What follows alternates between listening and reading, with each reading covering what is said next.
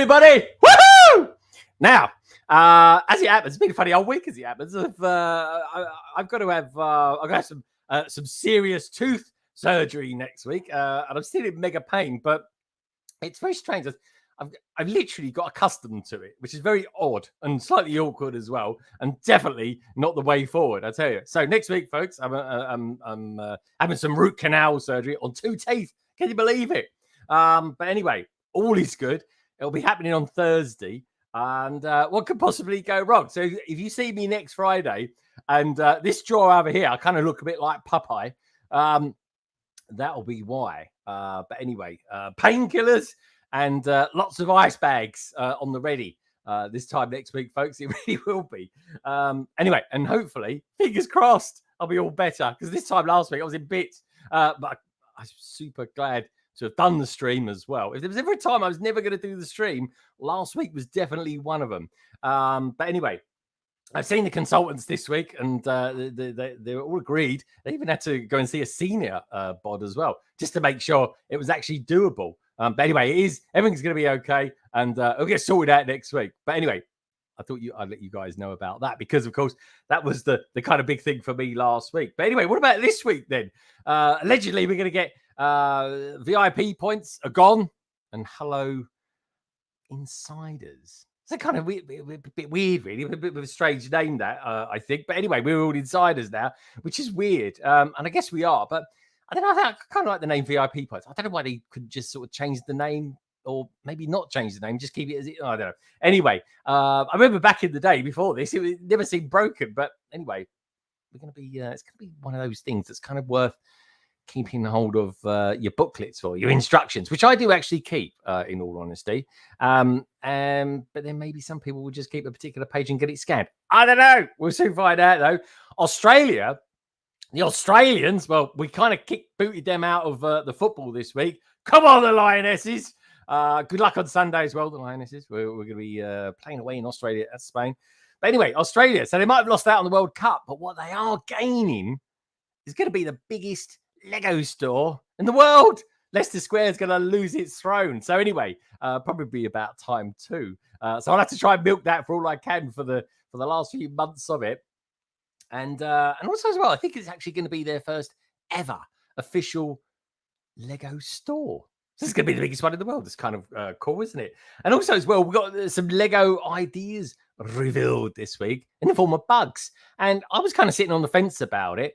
A bit like a bug, really, I suppose. And they go down really well. People seem to actually really like them. So anyway, maybe we'll take a look at them a little bit later. And also as well, have you noticed that not only are we getting those Star Wars reviews coming out, of course, it all kind of comes out in about 2 weeks, really, don't it, all officially, on the 1st of September. But the CMS series, they're all out there. It's all out there, folks. So those CMS series, and people are loving them. They really are. I think this could go down as one of the best CMS series ever. But of course, like I said a few weeks ago, people actually seem to prefer Series 1. But they're still going down well anyway. Now, before my teeth fall out, at least my back too anyway, let's say hello to a few of you peeps out there. But first of all, what I must say is that if you do want to support the channel, folks, there's 2 different ways of doing it. Give us a super chat. I'll stick your name up there on London Wall. That's London Wall, not the real Roman London Wall, but it is a London Wall, of course. Got to keep in brand and all that. Or of course, what you can do is just join the membership and become a bigger part of the LBB family. And slightly sort of more, I don't know, I'm kind of more involved in things, really, and finding out what the hell I'm up to. Which, by the way, if you want to know what I am up to, coming up on Monday, I've decided to do a little bit more of this.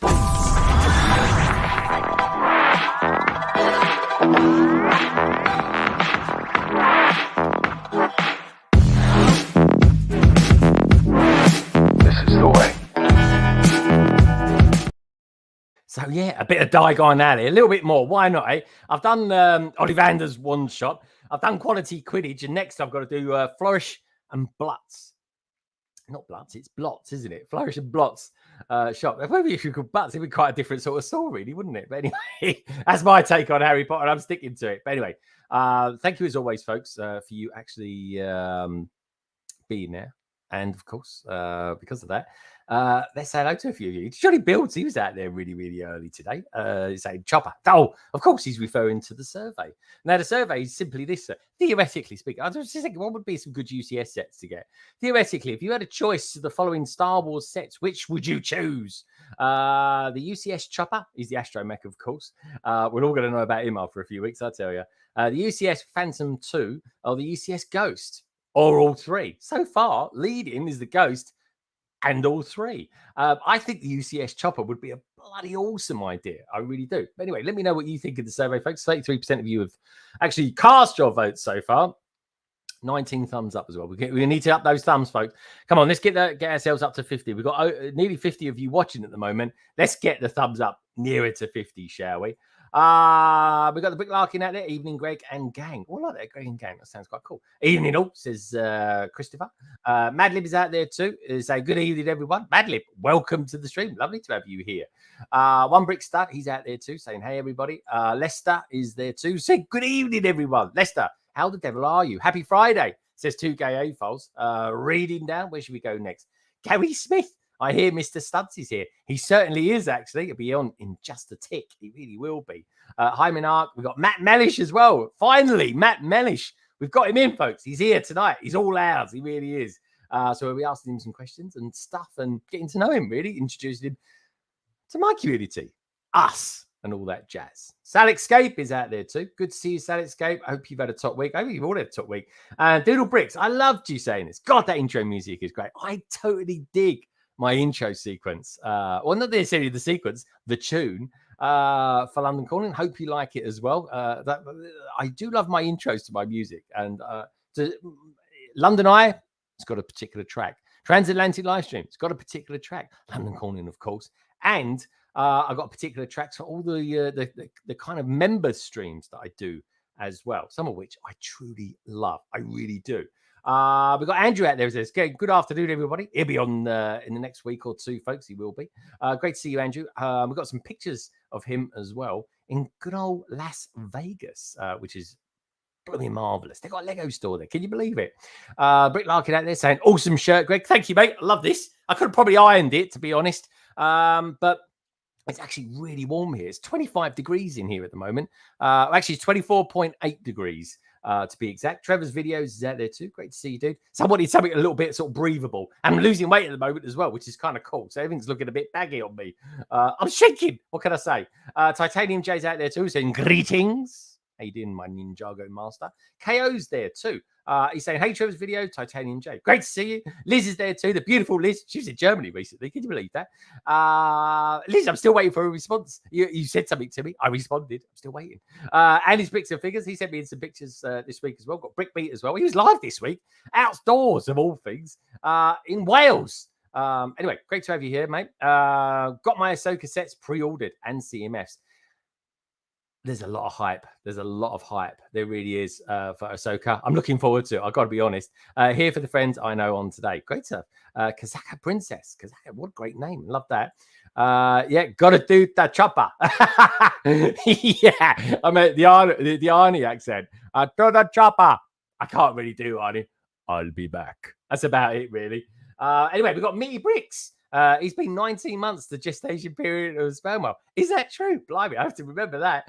I think the Sarlacc can probably go one better than that. Andrew's out there as well. He's giving me a super sticker. Thank you for that, Meaty Bricks. I do totally love it. I do apologise. West Ham nearly beat you last week, but we let you back in again as we last minute, as we always do. But anyway, Andrew, this is so cool. We're talking about Star Wars, so let's do a Star Wars super chat, shall we? What do they say in this one? Oh yeah, detached cable. Cable detached. Detached cable. Cable detached.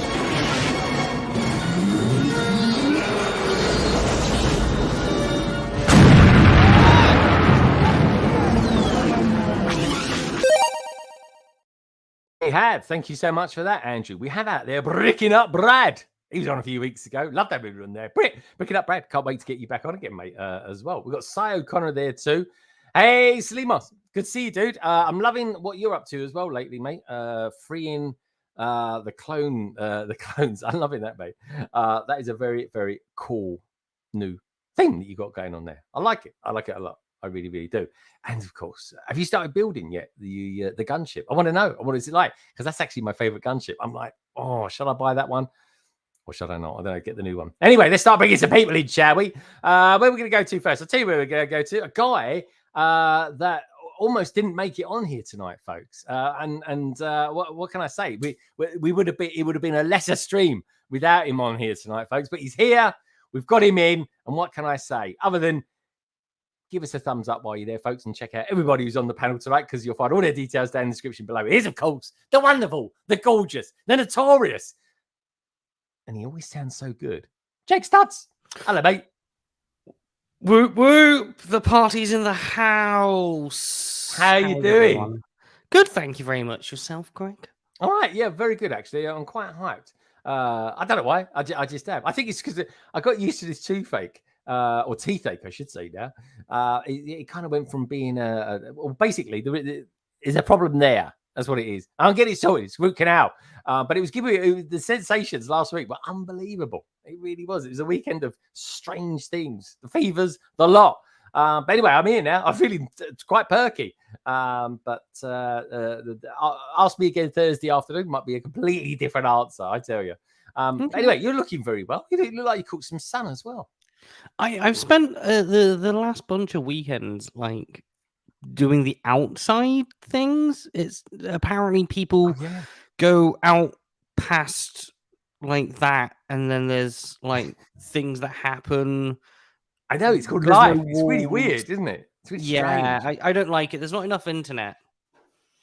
Well, it pays to I don't know, tether onto other ones. You want to go Estonia? You're always live when you go in Estonia. Everywhere you go, it's just free broadband everywhere. It's amazing. It really is. I don't think want it might to hear be about worth your it. adventures in Estonia being live on the internet, Greg. We that's the wrong kind of stream for that kind of chit chat. Before YouTube, mate. Way before YouTube, it really was. Absolute demonetized right now. Exactly. That's it. Cut off. That's it. London Calling 185. The last we ever saw of Greg. Anyway, my friend, where would you like to go next? We have the Germany for a beautiful lady. We got very south of England in a place called Southampton. We got somewhere. I think he's in. I can't remember where he exactly is. Pittsburgh, might be Pennsylvania. I'm not too sure. But it's somewhere in around our toy world. But anyway, where should we go? Where should we go? Let's go to Southampton, because they don't talk like the way the Greg says they do. But Oh, they do. The south of the Hampton, the Southampton. Oh, the south of the Hampton. The south of the Hampton, not Hamptons, south. Hampton, South Hampton. Hampton. Have you ever been to Hampton Court? Just out of curiosity, because I love going. Yeah, I've worked in there before. I used to do silver service waiting, and I served the English have got the rugby voice. league Christmas dinner. Oh, nice. Yeah. Do they do Tiptree jam in there? 'Cause that's when I always know I'm in a good place of high society, when they sell Tiptree jam. It was just a bunch of people with too big muscles getting drunk too quickly because they don't drink alcohol throughout the year. I don't know, baby. Not that I've had a drink. I can't remember the last time I even had a drink. But anyway, let's bring it on, shall we? We're going to go to south of Hampton, wherever that may be. Maybe it's a place called Greater Hampton, Lower Hampton, or I don't know. What's the one normally in the middle? No, it's south of all those places, Greg. It's south of all those. That's how it's called. It's lower than a snake's belly. That's where it is. It is, of course, the wonderful, the notorious. One's called Ian, one's called Carrie. Combined together, they create this synergy called the Brickpods. Hello, Brickpods. Hello. How you both doing? There's no echo tonight, so it's amazing. Yeah, You both... good. We missed the echo. No, we don't miss the echo. It's nice to not have an echo. How are you? Are you good? Yeah, a bit warm. Yeah, it is really like sticky down here. It's horrible. Where's this heat content? Where it's come from? I don't know. Yeah. Anyway, We're in a marquee all of the weekend, so hopefully it will be a little cooler. It's not going to be cooler, cooler, or it'd be really sweaty. Yeah. Yay! Why are you in a marquee? Are you going camping or something? No, we're doing another Lego show, and it happens to be in a marquee. Oh, okay. And what's it called? The Marquee Lego Show or something? This is the Didcot one. Didcot Didcot? Brick Show. T. Whereabouts is Didcot anyway? It's it's the just Didcot Railway Museum. Yeah, just above Reading, Didcot. I've been there. I've been there. I'm pretty sure. I've heard of it anyway. I must have. Oh, actually, no. I didn't actually know someone called Michelle Didcot. who was actually from Didcot, believe it or not. I say no more. But yeah, okay, good stuff. I listened to your podcast earlier on this week. I was disgusted within 10 seconds of listening to it. I have to say, I really was. Yeah, it didn't take long, and it went very wrong. But that's not our fault. It's Lego's marketing's fault. Yeah. They should have come up with a better name. I gotta be honest. I called it Insiders, but the way you say it, it's kind of it's a bit wrong. I feel like a bird in a bird in a bird. But there we go. We'll come on to that a little bit later. Anyway, where would you like to go next? Where would you like to go?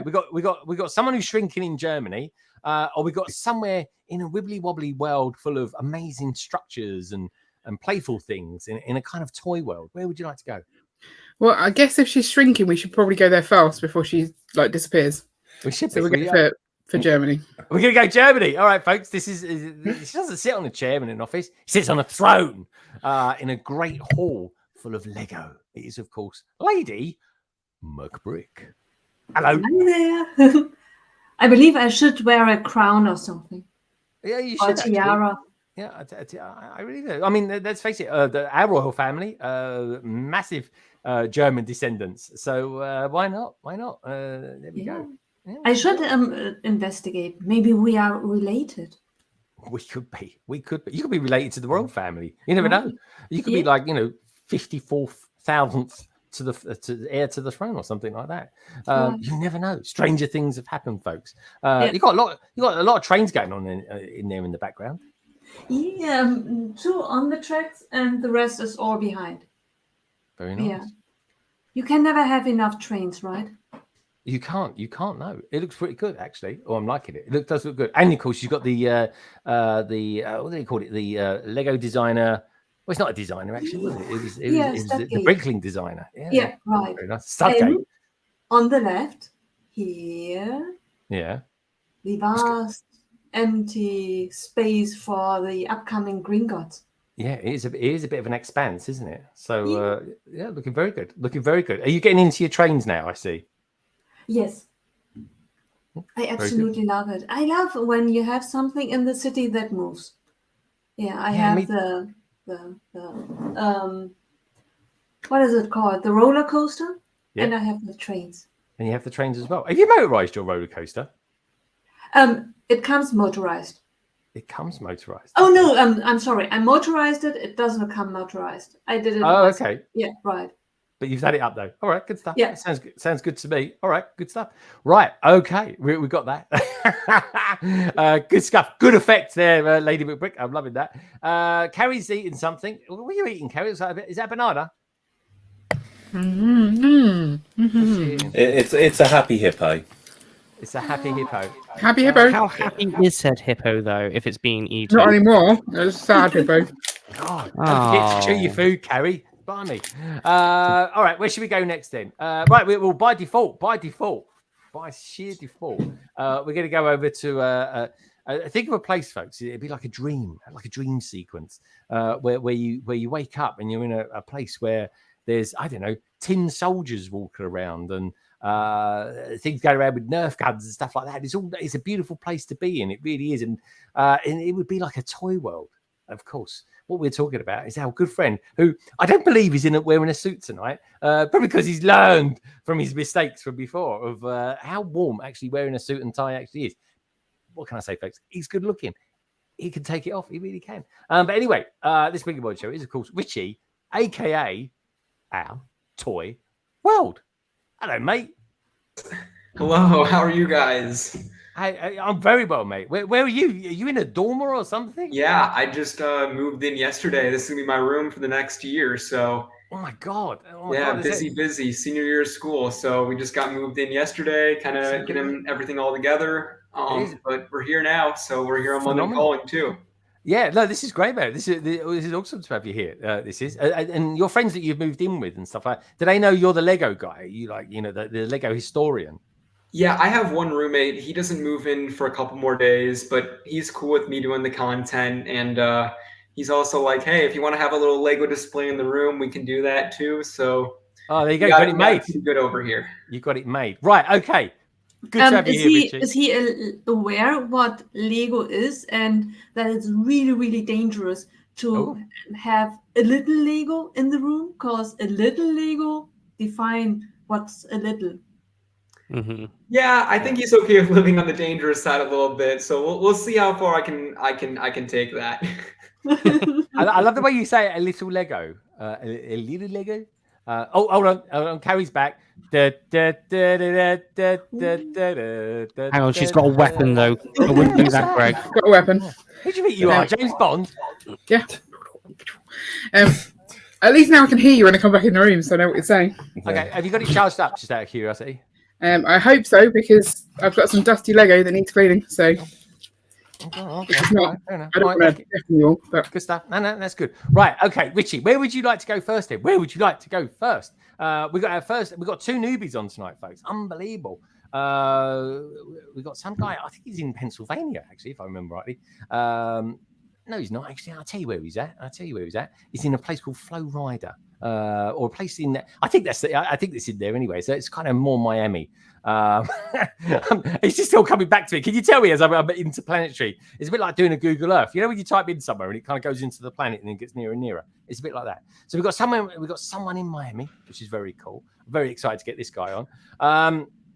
We got. I'm actually not quite sure where this is, but what I will say is, if I had to describe this other guy, I would describe it. He's a man of many faces. He could be a secret agent. He could be a postman. He can be Indiana Jones. He could be all sorts of things. So where would you like to go, Richie?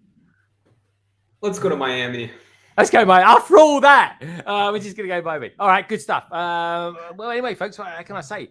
I tell you one thing that I learned a long time ago when I was eating a salad. Strangely enough, I realised that a tomato that I like with a salad is actually a fruit. And strangely, and then I kind of thought to myself, well, why don't I ever have tomatoes in a fruit salad? But apparently, it's just not a thing to be done. But anyway, just a bit of obscurity there to kind of throw everyone off.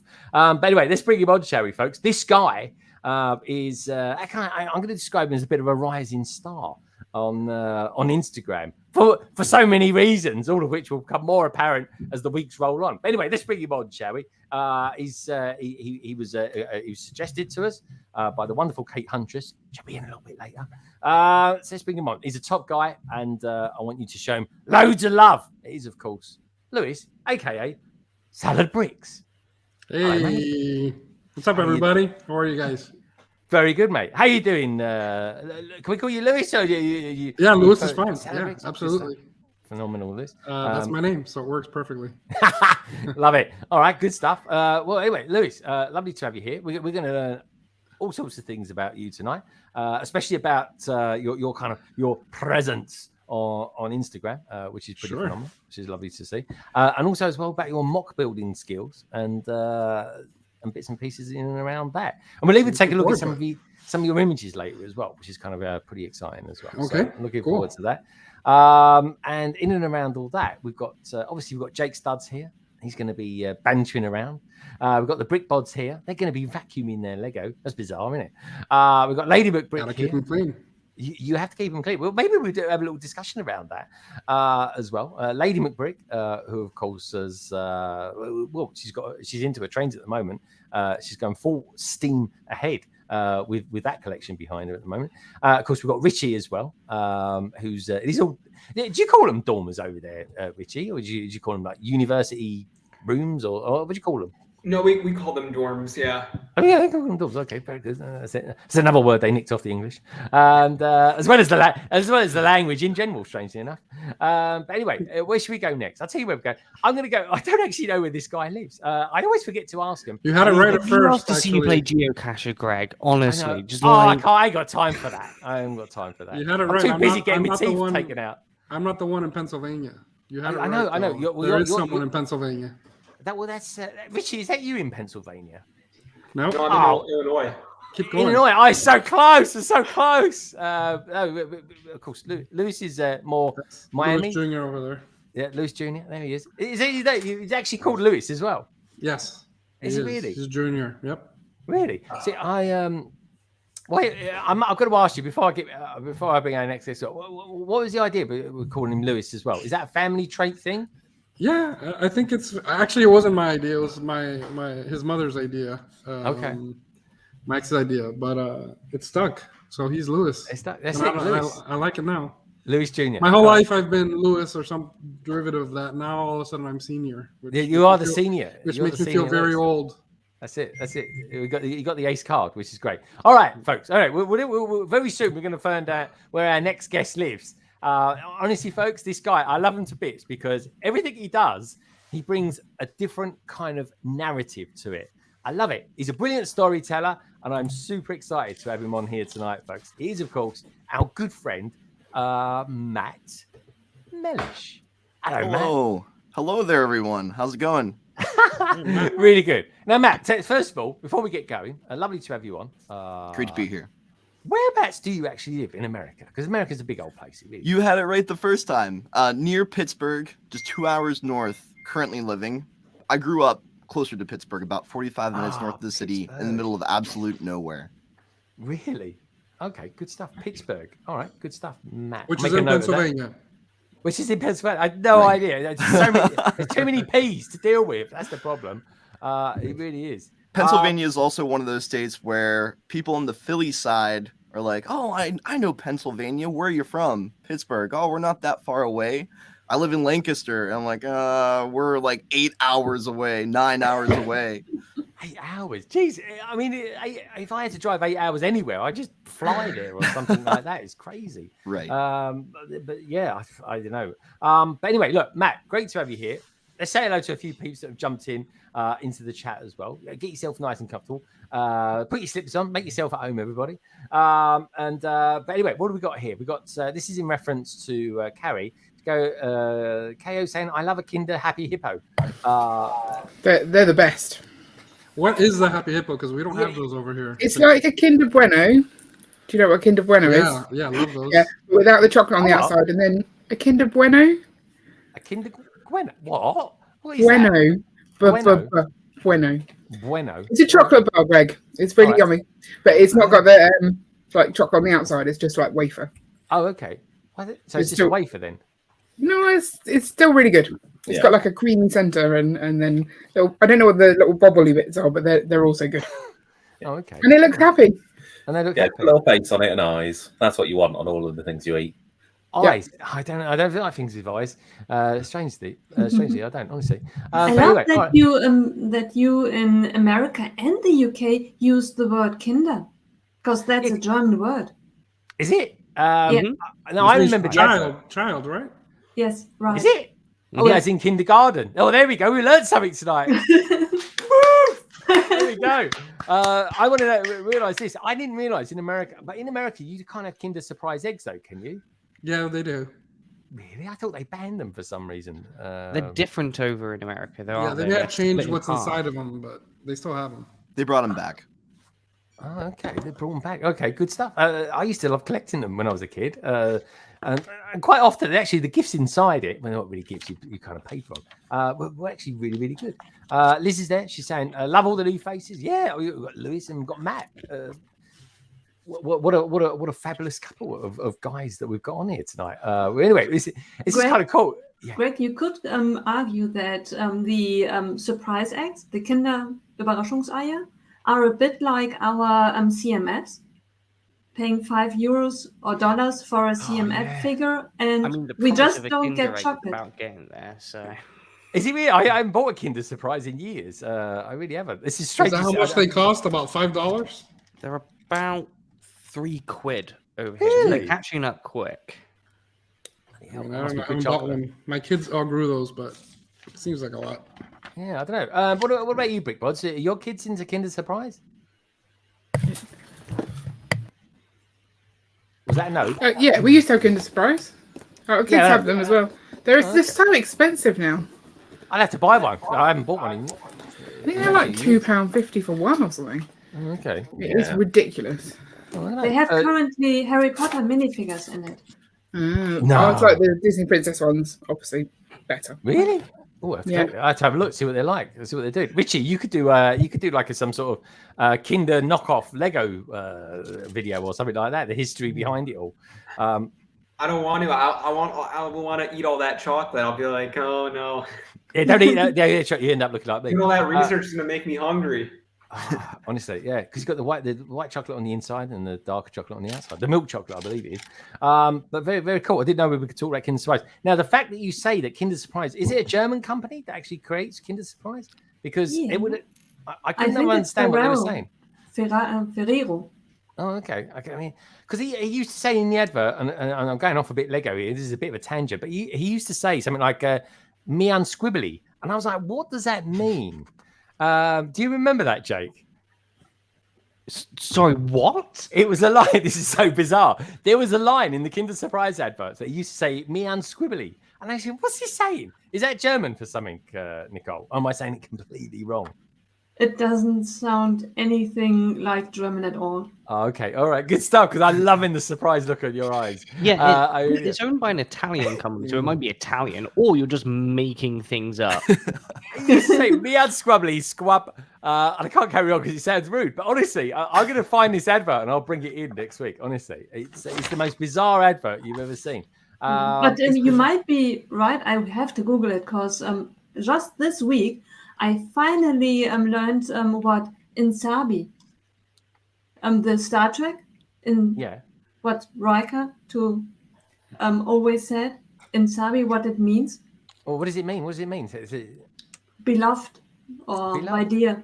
Oh, my dear. There we go. Liebeschon. That's what that means as well in German. Right. See? There you go. See, my amiibo Liebeschon, my tiny little love. I just googled it. Greg, do you mean Chock-a-doobie? Is that what he said? Me and Scrubbly. That's in my head. I mean, bearing in mind, I've not heard the advert in like 40 years. Also, why did you think I would know what it is? It was like 10 years before I was even like thought of an existence. I know. Does anyone remember this? Greg? Come on. Is this how we're opening up this? We're just opening up with like slander, are we? I don't know. Keep moisturising, Jake. That's what I'm going to say. Right, okay. So let's get back on Lego, shall we? We've got right off track here. Talking about Kinder Surprise. If anyone can remember the advert, let me know, please. I'm all ears. Mark said Greg showed his age. We are too young. Honestly, that's what he said. We had scribbly. But anyway, I'll find it. I'll mash it up with some strange music, and anyway, we'll show it off. I think it's an Italian company. I think you're right, and that again explains it completely for me. We got Doodle Bricks out of this, and hey Matt, what's up? So Matt, finally we got you on it, which is great. You're looking as great as ever. You're looking awesome. Tell us a little bit about you, Matt, because you are totally a breath of fresh air. You really are. I think it's a great thing that you're in LAN. Maybe tell us a little bit about that. Tell us a little bit about you, Matt. Tell us a little bit about you and where you come from and stuff. Sure. Well, thanks for having me. Thanks for the kind words. Really appreciate it. I got into the Lego space as a kid, but I didn't really have the community. So I would watch videos online, of course, of reviews and whatnot. And then COVID hit, and I was in college as a graphic design marketing double major. And so during my time in college, my junior year, I did the Disney college program, and I was set up after to actually go and work for the company. But COVID hit, lockdown happened, and that opportunity went right out the window. So I was stuck at home, and I heard about this thing called TikTok and downloaded it, made a couple of videos relating to art at the time because I wanted to grow a following and be able to sell my art. And I made one video showing off a Lego bird that I had created on my own. It was a mock.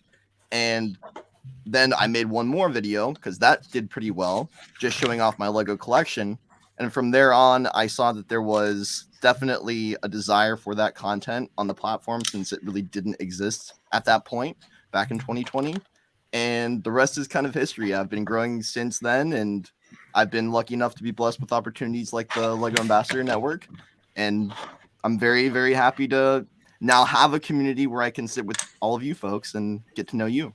And do you see Lego as being a kind of art form? Because I certainly do.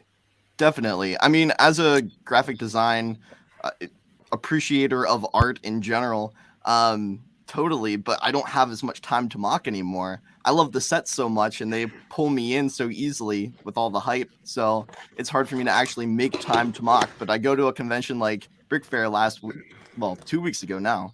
Time has flown by, and I really want to get into that side of things for sure. It's just I have pieces, I just don't have the time making all the content that I am. This is it. I was talking to Lewis about this the other day, and we were saying that there's three massive constraints with all people on different levels and layers of the Lego community. It's time, space, and money. Yep. You can have two of those. Notoriously, you can have two. It's very, very, very super rare, I would say, to have actually all three.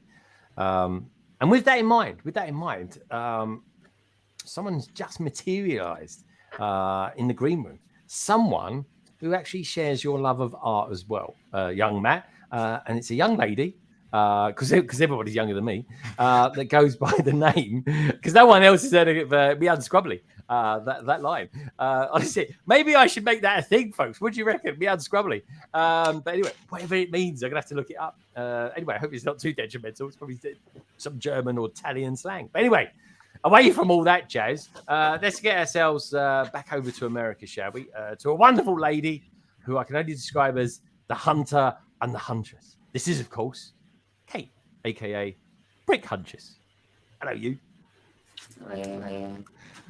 Okay. That was very, very nice of you. I liked that. You disconnect your AirPods. Okay, I think your iPods may need either a quick charge or they need resyncing. They sound amazingly weird. They really do. You hear me now? No, we can hear you, but you sound very robotic. Yeah. Oh, here. Hold on. There's definitely an echo involved in that. Yeah. Well, she figures out. Matt, by the way, I don't know too many. I actually am a graphic designer. I went to school for graphic design, but I also have a marketing degree. So you don't hear that combination very often. So no, but it's extremely important. I mean, yeah, that's what graphic design is selling the product through your art, and there's so many different sides to it as well. So great to have another fellow designer in the group here. Yep, definitely. So, okay, then, Lewis, nice segue into you as well, being the newbie on. Kate will be back with us in a sec, folks. My God, that sounded amazing. I'd love to say me unsquibbly in her voice just then. That would have been unreal, wouldn't it? That would have been like, oh my God, we're under attack, everyone. It's a sort of alien sound. Bizarre. Witchy, we'd have to make a video out of that. But anyway, the strangest catchphrases in Lego YouTube history. So, Lewis, how did you go then from graphic designing, Lego, art? I mean, it all seems kind of interwoven almost. There's almost a DNA thread about the whole thing. Tell us a little bit about that, and tell us a little bit about you and your journey into Lego. Yeah, so I mean, I think there's definitely a thread that goes between all these things. All creative output, I think, has a very, the brain kind of works the same way. It's definitely become, for me, even though I don't do as much graphic design as I used to, this has become, doing mocks and things like that have become my new, my biggest creative output, or the one that I enjoy the most, I think is a better way of putting it. So there's definitely a combo. I think I use a lot of what I've learned in graphic design and the mocks that I make. A lot of it applies. It's just using brick instead of vectors or pen or whatever. But I definitely look at color and color theory and negative space. All these things that we learn in design, in graphic design, I definitely apply to my builds. But my Lego journey, I don't know, started as a child. I couldn't tell you when it started. Classic space was my jam as a kid. Was that kind of like one of the first things that you ever got, Lewis? Is that kind of what kind of cemented you? It's certainly the first toy I remember playing with, and not just one time, but it was part of my childhood. Like I don't remember a time without it. Yeah. But I do remember that when I was a kid, it was all about classic space. I had classic space sets and random bricks. So I did a lot of mock building back then. Not that that's what I was thought I was doing, but space stations and cafeterias for my astronauts and you name it. That was my thing, but it was all space back then. I always used to have like a control center. I used to make it out of Lego. So if I couldn't buy the toy, even with soldiers and stuff like that, I just build it out of Lego. I had so many different TARDISes and stuff like that. It was great. Kate, welcome back. Say something, Kate. We want to be able to hear you in human voice. Happy Friday. Does that she is. She's back. Yay. I updated my computer yesterday, so I think there's some anyway, I'll figure it out. Strange things happen. Stranger things have happened.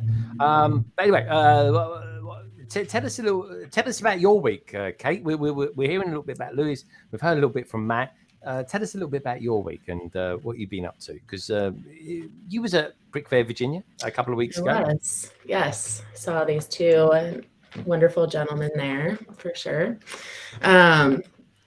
The air quality here is really bad, so we're getting all the smoke coming down from Canada right now, and then we have our own like forest fires going on, so like the air quality is like 300 outside right now, so it's not great, but lots of time for Lego. Like you said, you either have time, money, or space. So right now I have some time, which has been really nice. And like Lewis, I work in the school, so I start work on Monday and just trying to enjoy my last bit of freedom, per se, before I go back. But is it when all the kids go? Because I think our kids over here are actually still on holiday for maybe another month. Si, your kids have massive holidays, schools. When do they go back? So in America, the schools go back as of next week, yeah? Next week, Some here in Miami, most of them started already. This was their first week completed. Mm-hmm. Oh, wow. But my son, he starts next week on Tuesday, as do I, teaching. So I teach part-time as well. Oh, you teach part-time. Okay. And Kate, so are they actually, you guys, Lewis and Kate, are you guys in like schools, or are they like universities or something like that? I'm in a high school, so the 4 years right before kids go to university. Oh, okay, cool. Yeah, I'm at a 6 through 12. It's actually the school that I graduated from. Oh, fun. That's cool. I went back actually to teach. I didn't have it when I was there, so I proposed teaching a graphic design class. Oh, fun. And it's my third year. They still haven't let me teach that graphic design class. Instead, they have me teaching. They wrote me into teaching 2 other classes, but I enjoy it. It's fun. It's a lot of fun. So. Oh, that's mad. Oh, that's crazy. So okay. So you guys are like the teachers. This is nuts. And then we've got Richie, of course, who's actually being taught, as we say. So Richie, it feels like a family outing of some sort. Somehow we're all related, but or maybe not, as the case may be. I don't know. So Richie, when are you actually starting? I mean, is this your first year at uni or second year? No, this is my senior year. So this is my 4th year. Oh God! But, I start classes on when do I start? I think Thursday. Yeah, I'm just here early because I'm a part of a team, so I'm here to like practice with the team and stuff. So I moved in early, but yeah, we start classes on Thursday. Wow. And do you mind telling us what sort of classes you're doing? Are you doing multiple things, or is it? I'm just doing accounting classes, so I'm doing like a. Oh, nobody loves his facts. That's why he likes his facts. That's it. He always throws in the Lego earned this amount of money in this particular time of year, and then they had a little bit of a dip in their income, and that was because of this. Yeah, I love looking at Lego's financial information. Sadly, there isn't too much out there, but whatever I can get, I like looking at. It's a family company thing. That's what it does, isn't it? It's so privately owned, yeah. Yeah, that's the thing. There ain't many of them out there still, folks. I tell you. But I tell you what, though, Cody. Look at this, Cody O. Cody. Cody. I feel like I know this Cody guy. I've seen him on streams and stuff like that. He's the king of swag. He runs Brick Slopes, which is the convention in Utah. Yes, Cali Bricklink. That's where I know him from. I remember him on the video. Actually, he was kind of doing this. Doing this on the video. You see me, I was just sipping on a cup of tea, like you do, because that's all we do in England, isn't that right, Jake? Sure. Oh, that and dipping Kinder Surprises in as well, which is lovely, I tell you, folks. But anyway, ain't dipping no Kinder nowhere, yo. ain't dipping no Kinder. Don't you wrap me up in that. No, he's not going there. Anyway, Cody down in Southampton, maybe. Maybe I don't know. Really, they do Hungry Hippos or they just eat hippos. I don't know what. But anyway, they're the cool kids. Cody, as they say in Germany, neon squibbity.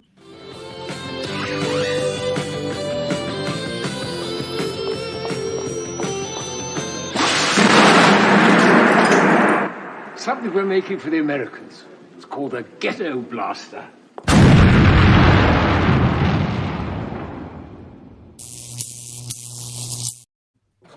I love that one.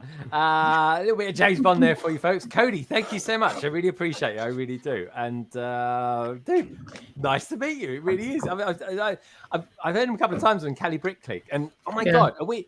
Look, I don't know about the rest of you guys, right, on here, because this is a kind of a podcast, but it's not a Cali Bricklink style podcast, that's for sure. There's a few of us, for too many of us on here for a start.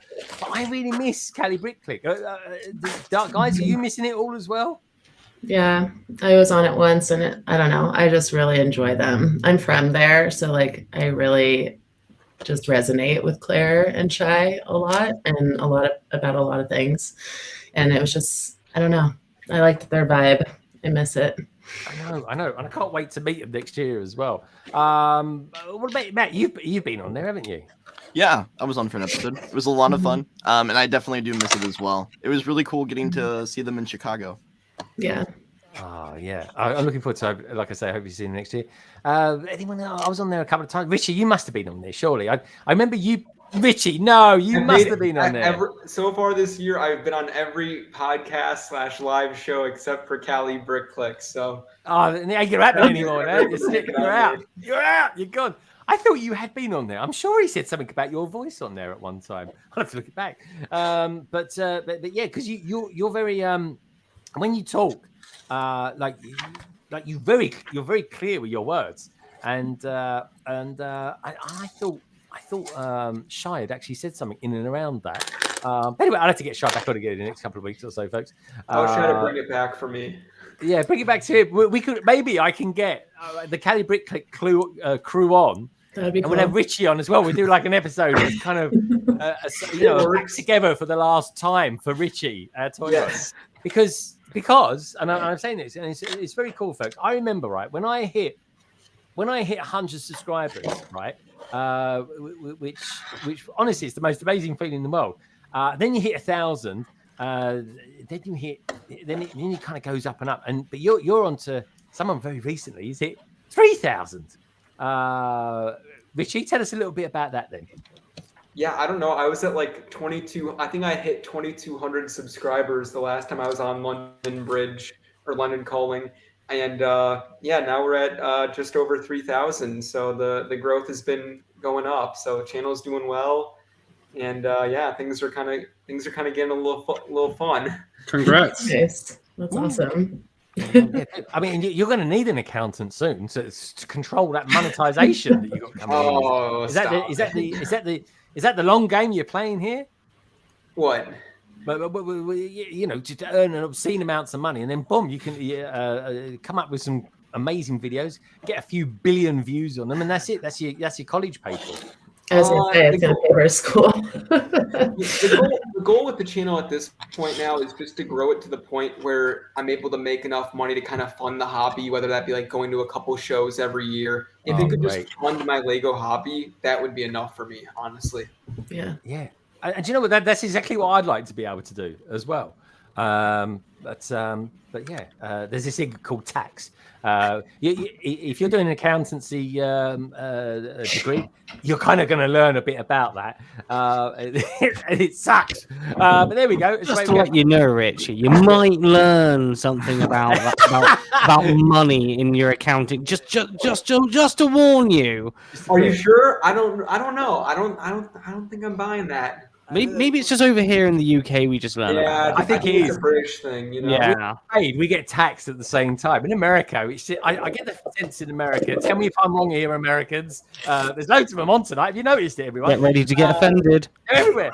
The tax in America just seems to be give us what you think we should have. How much tax do you think you should pay? And then they pay it, and then that's it. That's how it kind of works. No, not at all. No way. Not at all. Taxes have been non-existent in America since the Boston Tea Party. So once they threw over the tea, once they started the tea, we stopped paying taxes forever. So I don't know what this whole tax thing's all about. Actually, one of the few regulatory groups you do not want to mess with is the IRS. Yeah. So you do not mess with their taxes. That's something out of Star Wars, doesn't it? They will come back. They will come get you for your money, for their money, not yours. Theirs. That's it. All right. So you don't pay what you want. There's a very specific rule. No, the rules, like all rules, some people. Our tax was HMS. What's it now? Ian, Ian. We've gone from HMS to what now? Can't hear you, Greg. You say HMS? It's still HMRC. Yeah, HMS is like ships. Oh yeah, HMRC. Yeah. Well, so what is it now then? It's Is it still not still HMRC? Oh, is it? Okay. Her Majesty's her. Just change the pronoun from his to her to his. Like, okay. That's his. His to her. Okay, that's it. That's that sorted out then. Next week, everyone will be doing shapes and colours with Greg. It will be. I'll even write them down next time. But yeah, okay, cool. All right, well, that's good then. What about in Germany? What's the tax like in Germany then, Lady McBrick? It depends on your income. The more you earn, the more taxes you pay, and that's it. Increase. That's accountancy in a nutshell, folks. It really is. But yeah, it's yeah. Okay, all right, that's fair enough. Then the Germans haven't changed it at all. Then really, but I think the tops is something about 54%. But that's then high earner, and the less you earn, the lower the percentage is. Okay, fair enough. Yeah, I mean, but that's fair, isn't it? In theory, yeah. I think we've got 60% over here. I mean, I tell you, that's a heavy one. That is. I'm not earned the maximum percentage. I will not vouch for it because I'm not a high earner, so I don't know what the maximum really is. Well, I tell you what, with all that Lego, I don't think none of us are high earners, to be honest. Well, we might be, but it's deducted. But anyway, LC 185, great panel and a great start to the weekend as well. Thank you so much, Minark. As always, it's given us 2 hard, solid pounds, my friend. This is for you. Oh my God! Is this my acceptance to Hogwarts? Here comes the money. Here we go. Money talk. Here comes the money. For you, Richie. In your dreams, that's what it's like. It really is, honestly. Thank you so much for that, Minark, as always. Yeah, Cody. Well, I saw Cody. He mentioned something a little bit earlier on. I think he's off to Scarebeck. Has anyone ever been to Scarebeck at all? No, I'd love to. Yeah. I was hoping to go this year, but it just didn't work out. But I'm gonna maybe try next year. I can get over to Billund quite easily, actually. In fact, we both can, can't we, Jake? To be honest, just a hop, skip, and a jump, you know. But it is really. It's not actually that far. I think I can get to Manchester in roughly the same time, and I can drive to Billund.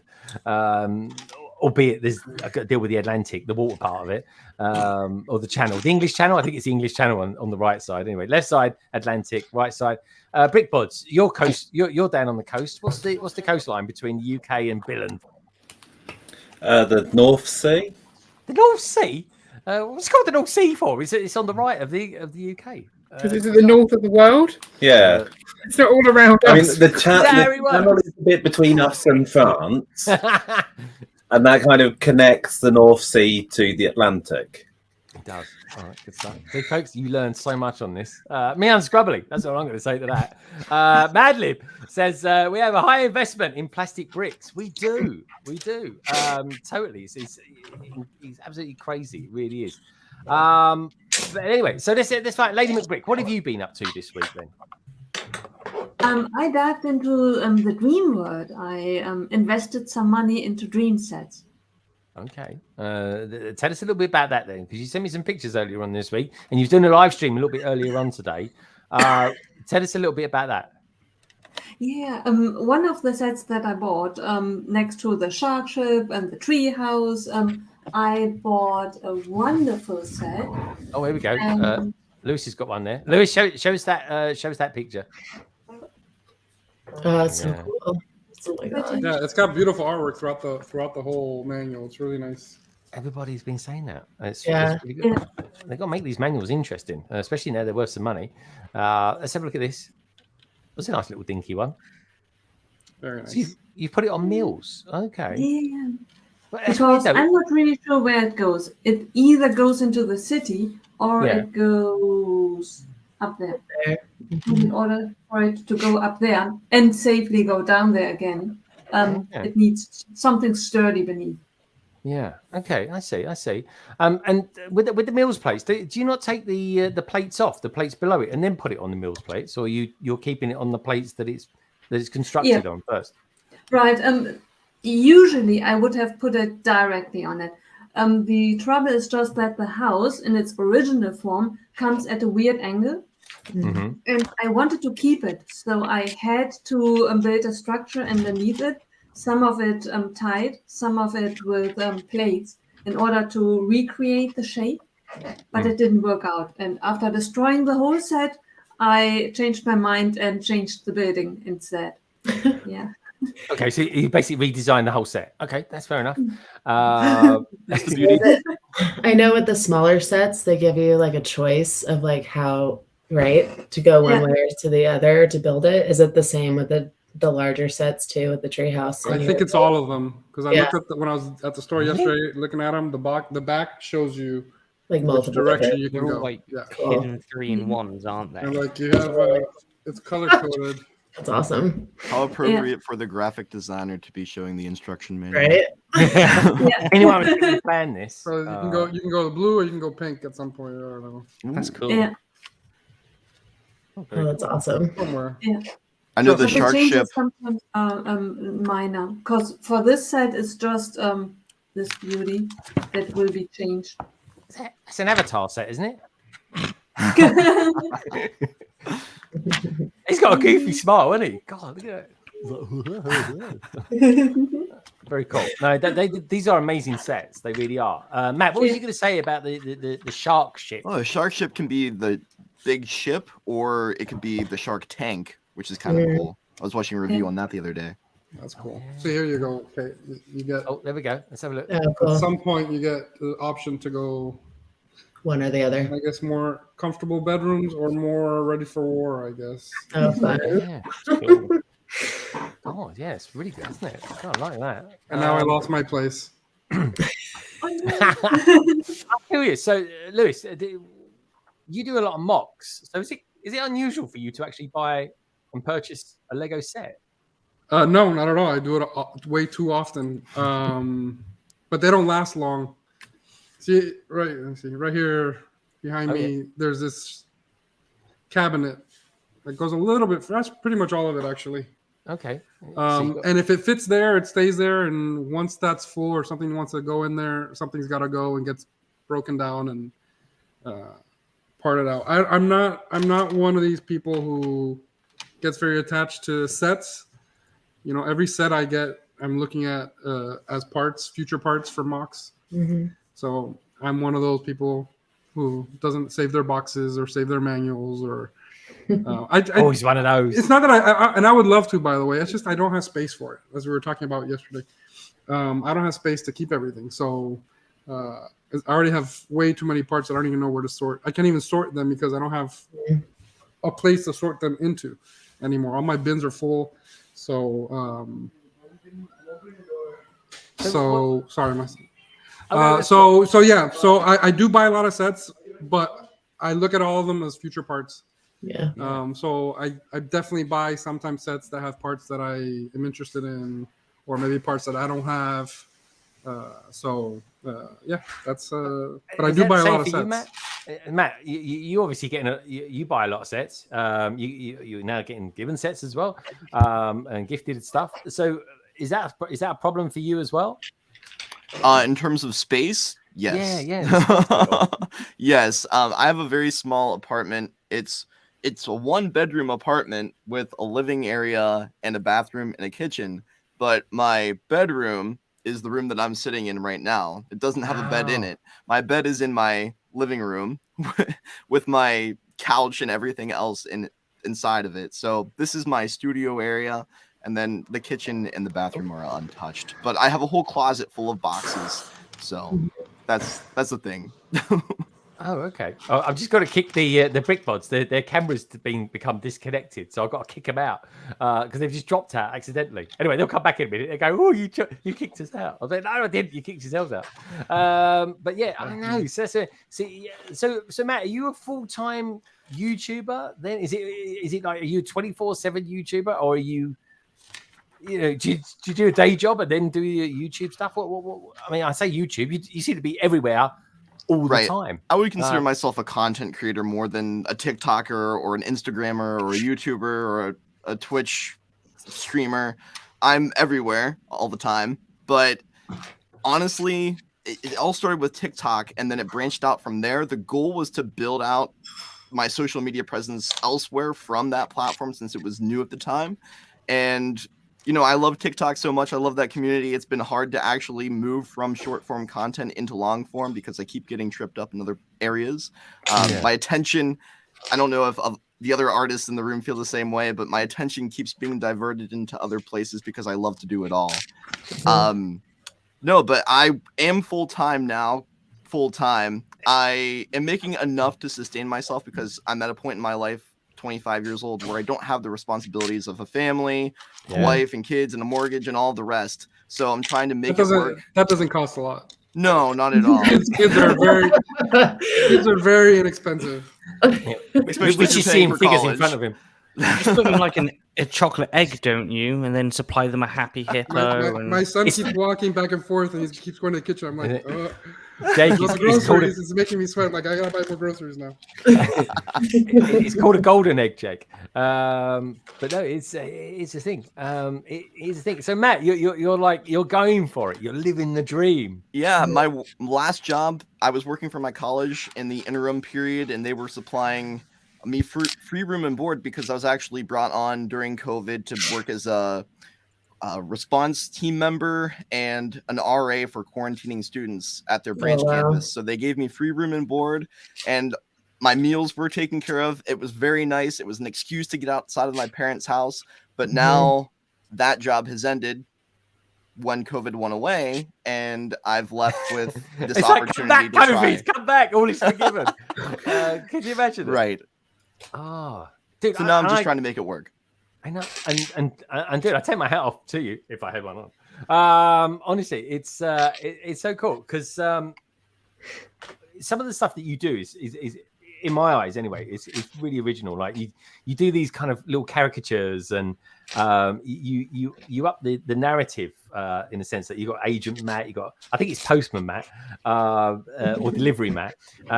That said, we've got a guy called Postman Pat over it. So Postman Matt sounds really good, like an American version of it. You've got Secret Agent Matt, Indie Matt. Tell us, why do you like dressing up? You like the cosplayer of the content creators for Lego, you are. Yeah, I mean, they're pretty low quality cosplays, being that I just wear brown for Mailman Matt and I call it a day. But some people call that fashion, wouldn't they?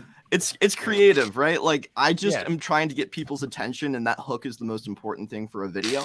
And so if I can have fun with it while telling a story, I'm sure that the video is going to be doing a little bit better because it's more memorable in that sense. And it's fun for me to do. And I think that's what Lego and content is all about, just having fun. Yeah, no, definitely. You should do a Kinder surprise, Matt. I think we need a Kinder surprise. Am I in the egg and then I pop out? Like, as looking like some sort of Lego knockoff toy or something like that. I don't know. It was weird. We'll brainstorm together, Matt. We'll figure it out. We really will. It's amazing what you can do with tinfoil, folks. That's what I'm going to say. Anyway. Jake, you're quite creative. What are you more like? Are you more like, do you see yourself as a content creator? Or did you see yourself as one of those people that goes on Twitch all the time? What I thought you were going to ask me if I was more of a Kinder Egg or a Happy Hippo. I mean, I don't know. I consider myself a very old content creator. Like, I've been making crap on the internet for 16 years now. I'm only 30, so more than half my life I've lived on the internet making weird and weirder things.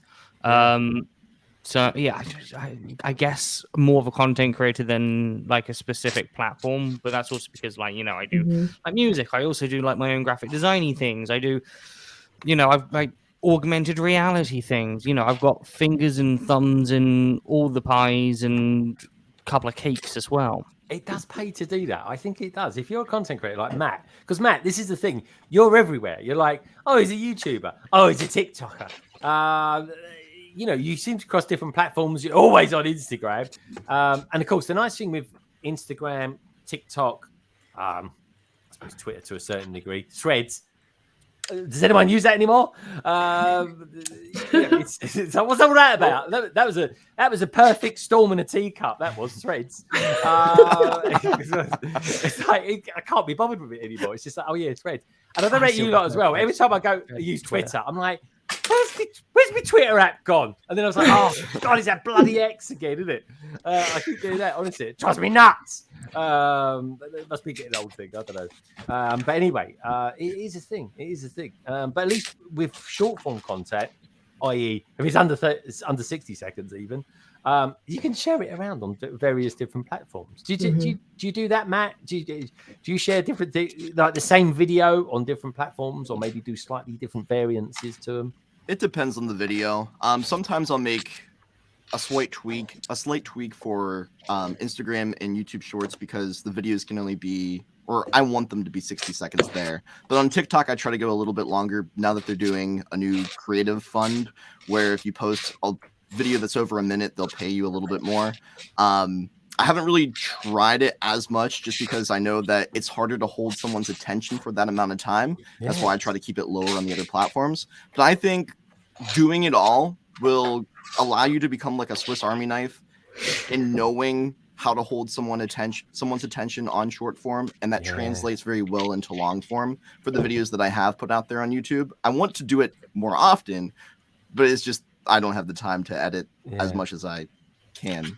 Do you do your own editing? Are you doing your own editing? Because a lot of people, I know someone that's I know someone's got 2,000 subs. They get someone else to do their editing for them. Do you do that? I do it all. Yeah. I'm a one-man band here. But I would love to at some point get someone to help me because I know when I do a Twitch stream or a YouTube stream, it's nice to have someone, or it would be nice to have someone edit down the best moments and clips to be able to post, and then that brings more people back to your stream as well. Yeah. Yeah. Oh, talking of coming back to the stream, the Brickbods have just it's come back as well. Let's bring him in, shall we? Hello, Brickbods. Welcome back. Hello. Greg kicked you out. Did you see that? Greg kicked you out for no reason whatsoever. He was just like, screw that. Just booted them halfway through a conference. It was so rude. Brickbods, who accidentally pressed the eject button? I don't think it was us. Well, it might have been us. I don't know. Right. Ian failed to plug his laptop in, and so he went in to get the power. Yeah. No, he plugged it back in, but then knocked all of the cables out while he was doing it. So it all went a bit wrong. There we go. All right. I don't think StreamYard liked having the mic and the camera yanked out of it at the same time. It got a bit upset. No one likes it yanked out. Interesting. So Richie, do you actually want to become a chartered accountant? I think they call in America they call them CPAs or something. Yeah, like that. CPA. CPA. There we go. How do I know that? I think there's some guy, isn't there? Brick something CPA that's out there. Oh, the Lego CPA. Yeah, Lego CPA. I was thinking, I'm friends with him. He's a good guy. Yeah. I was like, what's CPA mean? I was looking it up. It's like a chartered something or other accountant, chartered public accountant, something like that. Anyway, I thought that's certified. Nice. Certified. That's it. Certified. Oh, interesting stuff, isn't it? But we called it chartered. They call it certified. I like it now. So anyway, Lady McBrick. Where do you think? I mean, you don't really do any content on YouTube. Are you sticking to Instagram? And is that where your favorite platform is? Currently, it will be a long time till I really make it to YouTube or Twitch or both.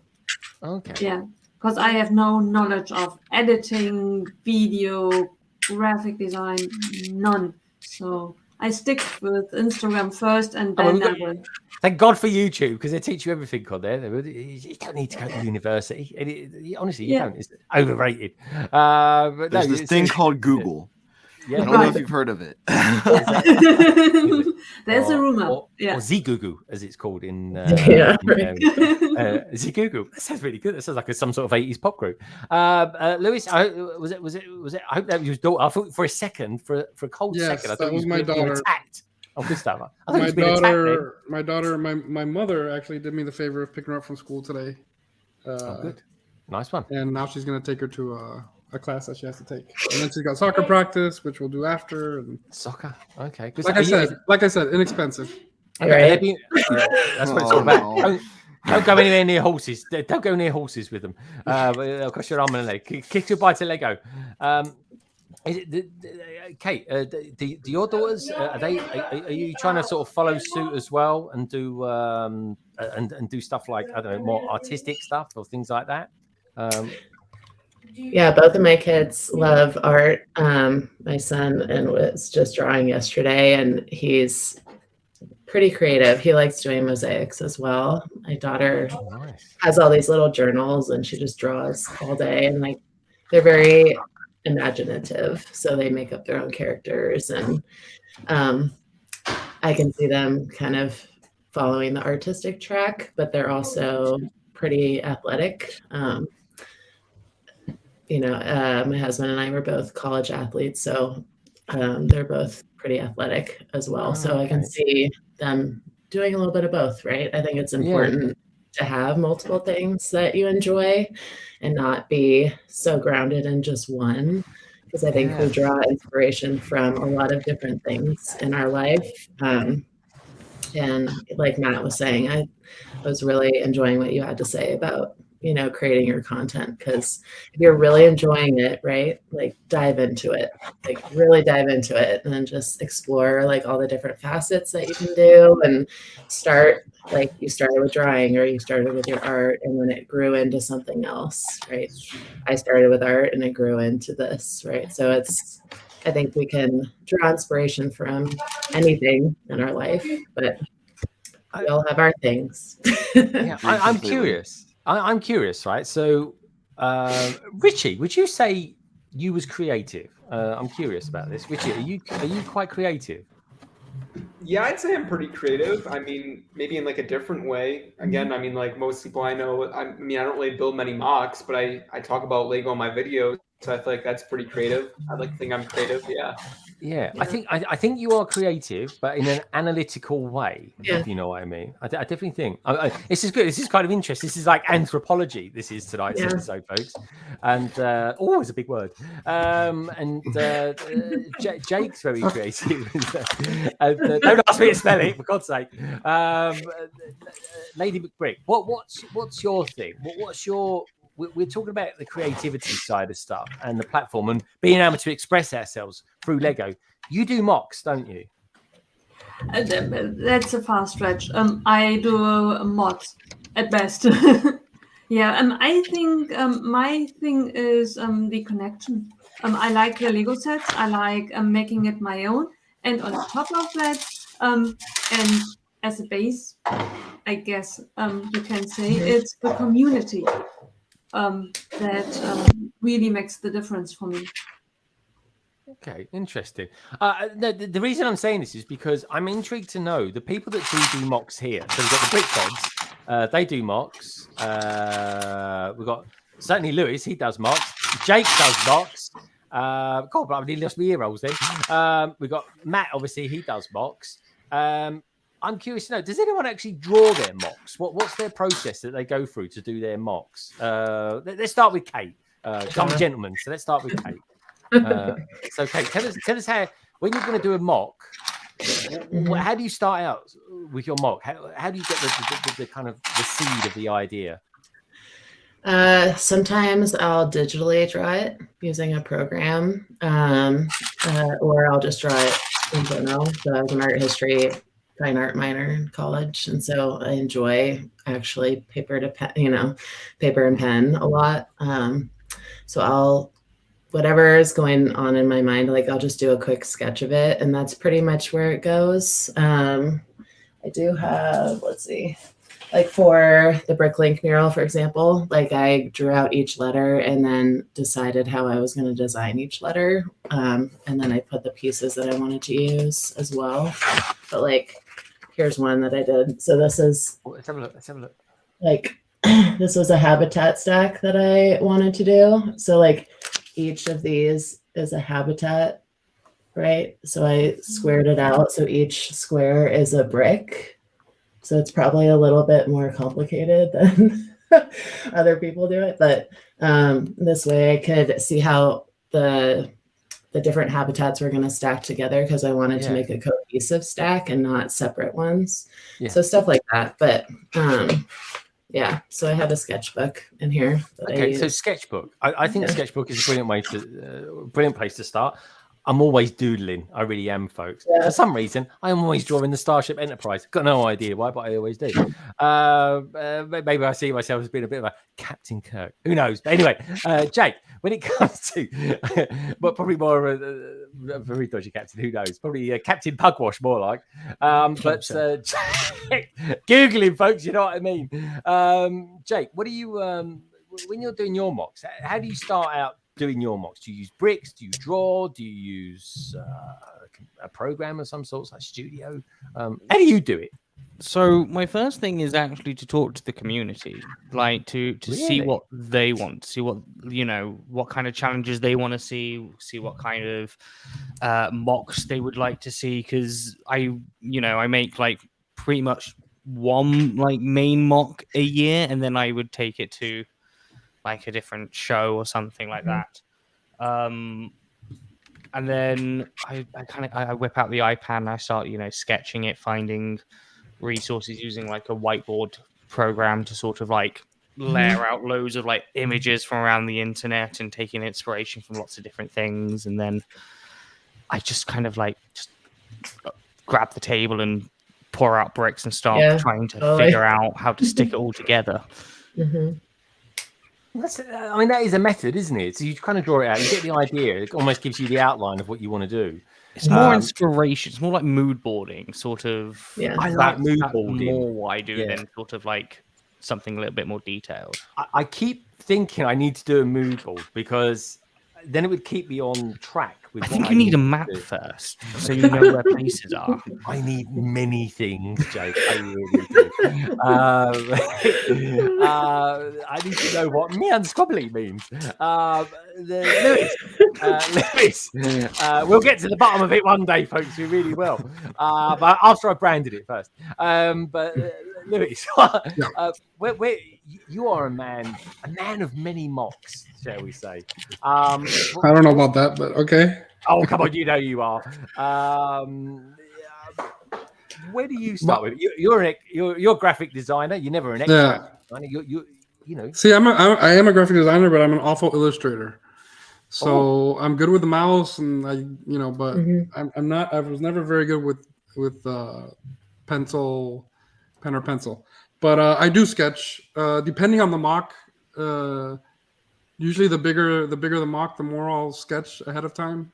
But like I'm thinking about something, I might do something like this. So I did a little sketch. Wow. I want to do something very tall. I did something. No one judging. Wide last time. But it's just a very rough. You want to see it again? Oh, it's very rough sketch. It doesn't make much sense to anyone except to me. Like just to give me some ideas. It's good. It's good. But it's a very just to get like some idea out of my head. Just give it form. But then I'll start just building from that. Like that's as good as it gets. Yeah. Okay. I do use Studio for some builds, especially if it's very architectural. Yeah. And if I know I'm gonna need to order a lot of parts, I don't like to just guess, because it's expensive. So I'll use Studio to create like the museum that I did. Those who've seen it, the structure was done in Studio. beforehand, and I tested a lot of things, different tile patterns, different colors here or there. And Studio, I think Studio is great for prototyping quickly. Be able to change colors and see, I like this color better than that color, or the renderings are really good. So for big mocks, I do use Studio sometimes to help me figure out what parts I need, and I like it. So it depends. I've done mocks where I'm really free building, just pulling parts out and just putting them together, and then I do mocks where I do plan a lot. So it depends very much on what I'm building. I agree. Matt, I know you. Matt, you've done mocking in the past, but is it still a thing where you don't really have the time to do it, or is it something you kind of wish you had time to do? Definitely something I wish I had time to do. In the next year, I have made an internal commitment to myself, and I guess I'm putting it out there now, that I would like to really display next convention that I go to, which would probably be Chicago next year. So if I say that, then now I have to commit to it or find a way to at least. Well, you said it to all of us, so I think that's holding you to it. Yep. I want to do interviews. When I go over there next year, I've got this style of interview that I've not seen Lego YouTubers do before. So hopefully you do. So then I can chat with you about it, Matt. That'd be great. Breaking news! You heard it here first. Matt will be exhibiting. Roll on 2024 next. Oh yeah. boy! Don't hype it up. I have some ideas. I'm gonna walk around asking, "Where's Matt's display?" Oh no! Yeah, we should do. At least once a month, I'm gonna message you and be like, "Hey, so do you have any progress pictures?" Yeah, everyone just needs to fill the comments on TikTok and YouTube. It's like, "Where's your mock, Matt? Where's your mock?" What have I done? The series Matt's monthly Mellish check-in. Yeah. Mock update. I don't know. There's so many M's we could do. That needs a bit of work in that one, Greg. I know. I'm brainstorming. What can rolls I say? off the tongue. I don't know what you're talking about. Yeah. Good stuff. Sounds good to me. But yeah, okay. So, brick bods. They're mockers down there, as well as eating hippos. They do a lot of mock building. Tell us about how you kind of start off your mocks, you guys. So it kind of depends on which mocks we're talking about. So if you take the view that the city is a big mock, it is. So how we started with that was basically mapping out what table space we had and then roughly blocking in where we wanted areas, and then you kind of progress from that to working out things like exactly where each of the modulars is going to go. So that's kind of when we're doing. And when you're doing something on that scale, you need to have that kind of plan. Whereas with like the coral reef, I just kind of make it up as I go along. Yeah. So the coral reef, you just sort of started, and I'll find pieces and just shove them in when you're not looking. Yeah. But for the next mock we're doing, it's very much we know what we want to kind of achieve. Like we know what we're theming it on. But I think we're probably going to have to draw some pictures to get both on the same page, because obviously we're doing it together. So we need to both have the same vision, and that's going to be trickier. Yeah, might be a few more arguments on that one. Yeah, it's going to be say see what happens, because you probably have an idea, and I probably have an idea, but they're probably not the same idea. Yeah. So, but do you say like, okay, Ian, we'll do your one this year, and you do my one next year, and even if you don't like it, you still got to go with it. That's what being married's all about. It's gonna be mine this time. We're doing an elves one, so don't confuse things. Dave. You're doing an Elvis one? No, elves. Lego elves. The dragon things. Oh right, I genuinely thought she meant Elvis Presley. Yeah, let's do an Elvis one, Ian. Yeah. No, like the thing on the Rice Krispies. Yeah. That'd be a great mock. Oh my god. Ladies and gentlemen, the brick bods have left the building. So you're going to do elves, as in not Elvis Presley, but as in, I don't know what elves was. And what about you, Ian? What are you going to do then? What do you think? So that's what we're going to be working on together. So we've got, I've got big plans for expanding the coral reef, which I need to, so I'm expanding it downwards and having interchangeable sections in it. So again, that's a lot of kind of the mechanical drawings of it. So a lot of specking out exactly how high everything has to be and plates and bricks. So that's kind of the next big thing, which we really need to get started on, because that's for start of October. at Steam. That's when it's going to be. That's the elves mock. We have different opinions on what we're doing at different shows, and Ian's all like not paying attention to any of the plans. Clearly, just doing his own thing. Yeah, and it's very irritating. I love him, but he's annoying. Irritating. I'm sure if I ask my wife, probably my ex-wife as well, describe me in 5 words, I'm pretty sure irritating would be one of them. Just say it. I think anyone would describe you that way. This is it. Anyway, lovely to see you. Cheerio. And I'll bring her back then. Oh my god! Sorry. Couples therapy very quickly. The finger of power. We've had the discussion so many times about what we're doing, and he's still not paying attention to the answers. I pay attention to the answers. You just don't like. I just don't think. Okay, I'm going to get the talking stick out in a minute. If Yeah. you're holding the stick. I don't pay attention to the talking stick. Like, it's always my turn to talk. Oh, there we go. That's why they do such a good podcast, folks. Or rather, Ian introduces it, Carrie talks for 20 minutes, and then Ian says, thanks for watching the listed. See you next week for another exciting episode. And that's it. There it goes. Sounds about right. We need more podcasts, the better, folks. We really do. Anyway, marital love is a wonderful thing, isn't it? That's a whole nother side of creativity, though. I mean, if you look at it from kind of more like an outside perspective, looking into their relationship, it's like you guys are feeding off of each other, and for creativity, where most of us do it solo, right? So it's like a totally different way of being creative. It's kind of it's probably easier, and it's all right if it goes to plan, but it could also lead to divorce as well. Maybe the community. It'll be fine. It's probably a great exercise in learning to compromise, because I'm a bit of a control freak with my mock, so I think I'd have a really hard time. Mm-hmm.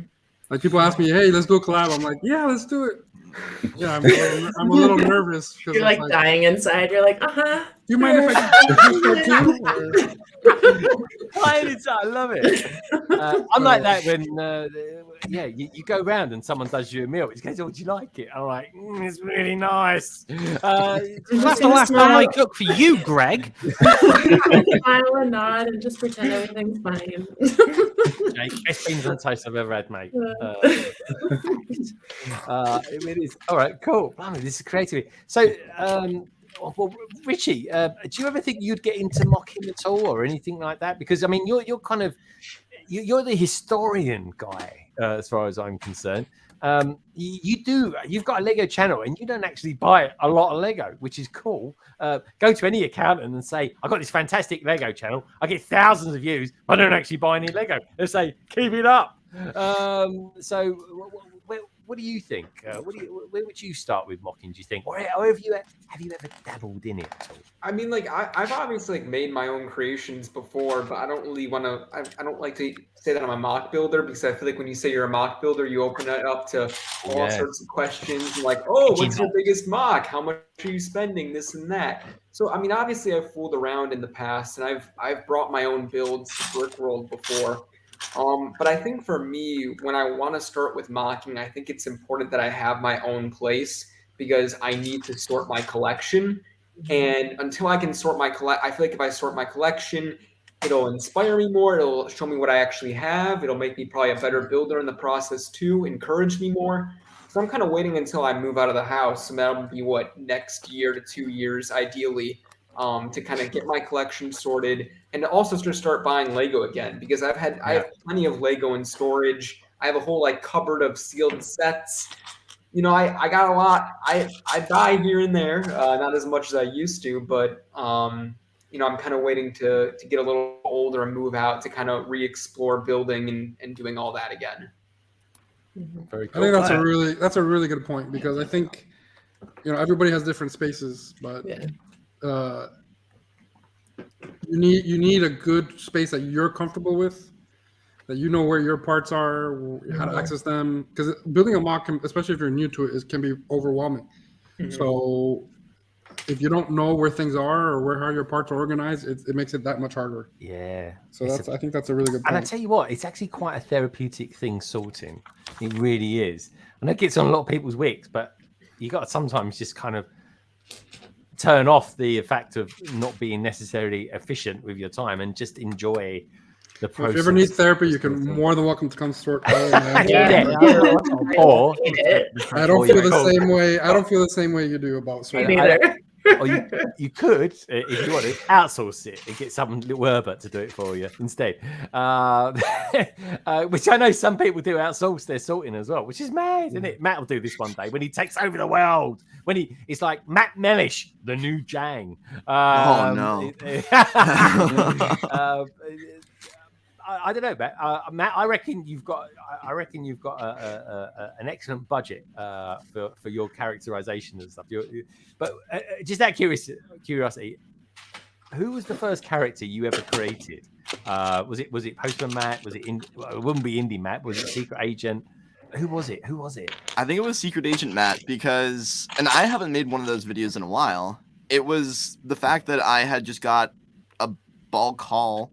And I kept finding Lego sets within it that I knew weren't probably complete or maybe partially complete. And it wasn't that I was going to rebuild them, but I still wondered like what those interconnected parts were from. And then it just hit me like in the shower one day. Maybe I should dress up like a secret agent and pretend to uncover the mystery of in what the shower set it is. We're getting epiphanies in the most strangest of places, don't we? Not trying to be too graphic here on London Calling, but I know, yes, yeah. I was in the shower. Yeah, I was washing under my arms. I thought, well, that's a good idea. Where the creative process starts for me, at least. Okay. But yeah, it just kind of hit me like maybe I should like make a fun video and uncover the mystery of what set this is from. And it did really, really well, better than I had ever expected. And then the characters kept stemming off of that, really. Yeah. And I think it's funny, like how much people really appreciate that, because I mean, I enjoy making all sorts of videos and I don't want to stick to just because I know I would get burned out that way. And that's why I stopped doing all of the Secret Agent Matt videos and not overdoing it, because I still wanted people to appreciate it. So it's all in good moderation, I feel like. I know. But when I see your videos, I'm sort of thinking, oh, what character am I going to get today? Right. I love it. I love it. I really do. And that's quite a unique thing. Honestly, that's such a unique thing. I love it. Well, I'm glad. Thank you. It's something that I find sincerely charming. For you, Matt, because you're a top guy, a really nice guy. Yeah, so I'm curious, Matt. You are on so many different platforms. Is there a particular platform that you like? Because, and the reason I asked is that you do all these different platforms, and that's really good because you're bigger than all of them, so it's cool, right? But like me, you couldn't actually pin you down to say, oh yeah, I watch Matt because he does Star Wars, or I watch Matt because he does Fabuland or something like that. I'm a generalist, me personally. Yeah. I just do what I like. And you seem to be that as well. So are you like that with your platforms? Are you kind of, you don't like being pinned down to any one thing? Totally. Yeah. I mean, ultimately, I love Star Wars Lego, and that's what got me into it. And I've since branched out a lot more because I have the blessing of the Lego Ambassador Network sending me sets from all sorts of themes that I would have probably never bought. And now I can really appreciate. I was sent the A-frame cabin from the Lego Ambassador Network when it came out. And then I ordered through them the treehouse, which I've been working on now, actually, that I was working on. Let's have a look. Twitch last night. Is that the Lego Ideas one? Yeah. Oh, So it's been really nice to branch out, if you know what I mean. Oh, he did it! But I'm working on this portion, little hut. I love that right set. now. There we go. But I would have never discovered this. That section of the build is called the Jabba. I would have never wanted this set. Wouldn't it have been for the treehouse or the A-frame cabin rather? Yeah. Because they go so well. I know what the deal is, right? You built the A-frame and you thought, oh, those trees, they're well dodged. They are. I need a real tree. Partially. But really, when it comes to the platforms themselves, I like it all. and it allows me the creativity of doing a stream every once in a while on Twitch, or making a concise short form piece of content. And someday when I get back to doing long form, to really care about the cinematic shots of that sort of videography. Oh, I love long form. But it's getting hammered at the moment, though. Right.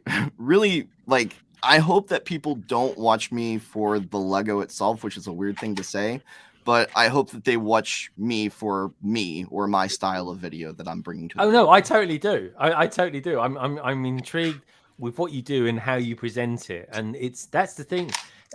You know, that's why I'm always on at Lady McBrick to do some content, because it's not so much the Lego, right? Anyone can get the Lego. All we're going to get, folks, in the next few days, right? And no disrespect to land members or anything like that, it's going to be Ghost this, Ghost that, Ahsoka this, CMF Series 2 for Marvel. Mhm. That's all we're going to get. And that's cool. That's just the way it goes. You know, and that's totally fine. But the difference, what people can do when they present it is them. It's how it's them, and that's what I buy into. And that's why I miss people like Brick Hive, when he used to just take a set, it could be anything really, anything. Think of a set, any set, and he would just sit at his coffee table and talk about it. And I was like, I like that. I totally like that. And equally, I like someone like Tiago, who's one of my favorite reviewers. And he will do his take, his approach on a review. And then you've got the wonderful Jang as well, when he does exactly the same thing. And it's them, it's the people I invest in, not the Lego. I really do. Even Stud City, he's pretty cool. He's out there, and great to have you here as well tonight. Now, just a little reminder, because there's loads of you peeps out there at the moment. Do us a favor, give us the stream a thumbs up. Let's try and get to 50 tonight, folks. You know you want to. And while you're there as well, do me a little favor as well. Everybody who's in the panel tonight, check out the details down in the description below. If you want to know a little bit more about them, click on the link, follow them. If you could go to any platform, Matt will be there as well. Now, talking of different platforms, and I was jokingly earlier on, I was talking about Threads. Is anyone using Threads? Let's start with the Brickbods. Brickbods, have you used Threads much this week? I signed up to it. I put one thread up, and then I went, nah, I can't do it. Okay. I occasionally have weird chats with Jake on Threads. Really? And you're lucky. Jake, elaborate on these weird chats that you have on Threads. You know, I put something up. Everyone will get annoyed because I have a hot take. I carry on as normal. I like it. You like my favorite kebab. You're nice and spicy. With some so your comments, but you're nice with it as well. Sure. Yeah. I've never been referred to as a kebab before, but yeah, let's go with that. Yeah. Yeah. I mean, why not? Yeah, I use Threads. I use Threads way more than what X has become. Like, it's the platform used to harbor genuine community, and it just doesn't anymore. Threads can. I think Threads can and probably could, like, quite successfully, but there's just a lot of things that it's missing, that, like, because it's supposed to be the wordy Instagram. Mm-hmm. There's a lot of things on Instagram which would just make, if they just like brought those features over, would make Threads 100 times better.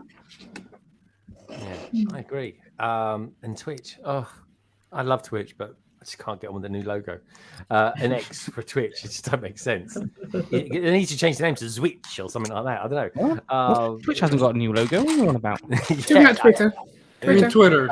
Sorry, Twitter. Oh God, I don't even know what platform I'm talking about now. Right, so Greg doesn't need a map. Greg needs like a permanent like speech to notebook. Just to... I tell you what I need. I need to be reprogrammed. I really do. Honestly, folks, the sooner I get these teeth out, the better I'll be. Maybe we can get Ian over. You can pull out your microphone and camera at the same time. Yeah, with his great big fingers. But anyway, yeah, okay, fair enough.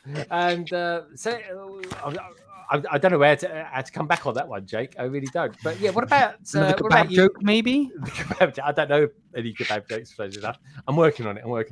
Matt, Mr. Mellish. I'm curious then with Threads, right? Because you are like Mr. Platform on here. You are.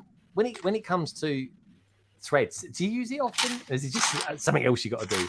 You know, I did in the beginning, and it was kind of nice to put some thoughts out there. The same, usually what I would put on my Instagram story would fit well there.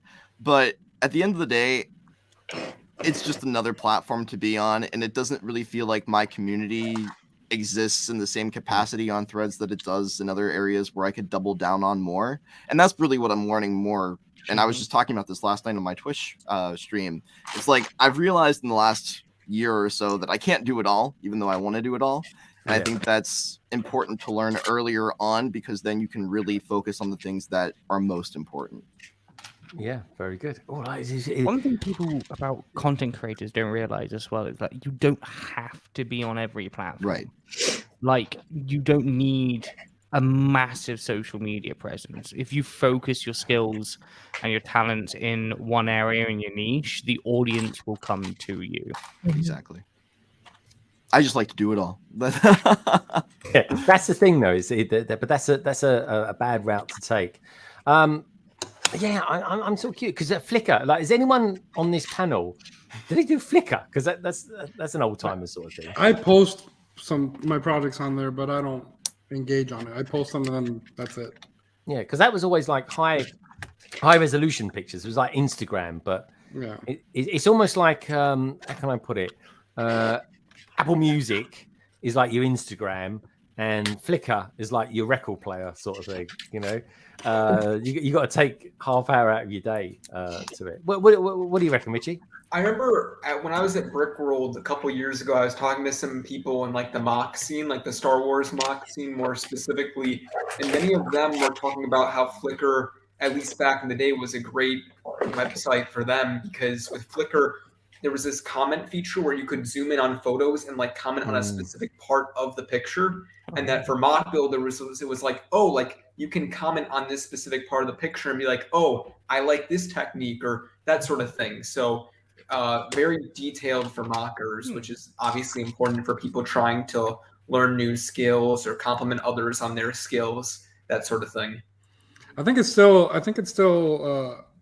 a very large Lego community on Flickr. Yeah. And actually, Virginia, there was I took some pictures, and they don't share.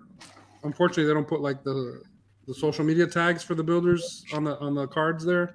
So I was hunting by name or whatever, or going through the directory, you know, and a lot of people only have Flickr accounts.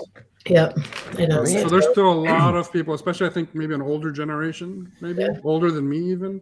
But still uses it a lot. Lewis, I think, but the funny thing is though, is that I still believe that a massive amount of people in the Lego community that do mocks, one or two other things, they just go to lugs and stuff like that. They don't watch social media or stuff or anything like that. Yeah, they don't. They don't even know who Jang is. I know people. I go to London A-Folds, me and Jake, and there's people there that have never even heard of Jang. They don't watch social media. They watch YouTubers or anything like that. You know, I'll go and talk to them and say, "Oh yeah, I'm really into Lego. I host a YouTube channel," and they're like, I don't watch YouTube, and I'm like, oh, okay, I don't really do anything else then. But you know, do you know what I mean? It's sort of like, you know, talk about killer conversation. But there's so many other layers other than just YouTubing and stuff like that. But I don't know. I just like to talk about it, I suppose. With I think there's a large group of people who find their one space and they stay there only. Yeah. Yeah. You know, I pretty much am almost exclusively Instagram. I mean, I do go on YouTube here and there, but Instagram is where I spend 90% of my time on Lego social media. I would agree. Yeah. It's interesting too, because I haven't really seen a crossover between platforms as much as you would think. Like, it's hard to funnel people from TikTok to YouTube because it's two completely styles of content. It's also hard to funnel people from TikTok to Instagram because it's pretty much the same content. So it is interesting that people exist in different places exclusively. Yeah. And I don't think that it's really exclusively, because, for example, Kate and me, we are theoretically mainly Instagram, but you can find us here as well. Right. And mapping the miles. I know from Instagram, but I need him here as well. I think there is a crossover. Yeah. There's somewhat, I agree, but I think maybe the older you Primarily. are, the more likely you are to stay in one that you're comfortable with. Facebook's another one. I know there's a lot of people who only do Lego groups on Facebook. Yeah, That's it. true. So I think the younger you get, which is why you two, since you're so young, you're all over the place. Yeah. in the nicest possible way to say that someone's all over the place. I am physically as well. Yeah. I wish I was more involved because I always feel like I'm missing out. Like, I wonder what's going on YouTube or FOMO is a thing though. FOMO is definitely a thing in the community, I think. And I think like this month, the only thing I bought on August the 1st, blimey, we're getting through this year, aren't we? Is the Batmobile. And I got that and I paid half of that on VIP points. I'm saving up, or I'm waiting for Gringotts. And to get me to Gringotts on September the 1st, is Diagon Alley, and I'm building Diagon Alley all the way through this month as well. So it's phenomenally good build. Even Carrier's joined me for one, and we've got Brightest Witch Bricks out there, and Rosie and the Minifig Who as well. So it's really cool. I've kind of taken. I've spent £20 this month so far on actual Lego sets. It's been quite refreshing, to be honest. Of course, it'll all fall to bits come September the 1st, but it's been quite nice. And for you, Matt, you're building a set now that's been around for about 3 years. I mean, my God, if I had £1 for every time someone had told me that it was going to retire, I'd be rich. But how does it feel doing the set that you're doing? And what are you going to do? Do you have to do it because you're doing content, or are you doing it because you actually like it? Well, I think I'm doing. I picked this set for support for the land to send it to me specifically because I had so much fun building the cabin, and it seemed like my community really liked that video as well. And it's a bit for me as well. It's for them and me, really, and that's what the content is for in general. Because if I don't like it, how are they going to like it? And if they don't like it, then I mean, it's still fun to make, but what's really the point if you're sharing it? So I pick sets that I like, but also the people like. Try to find that balance. Yeah, and that's interesting because I'm kind of like I really like to. I cater for myself and the community that's quite immediate around me, like members and stuff like that. And I always ask for feedback and loop back on that and stuff like that. And then it's kind of, and then everyone else thereafter.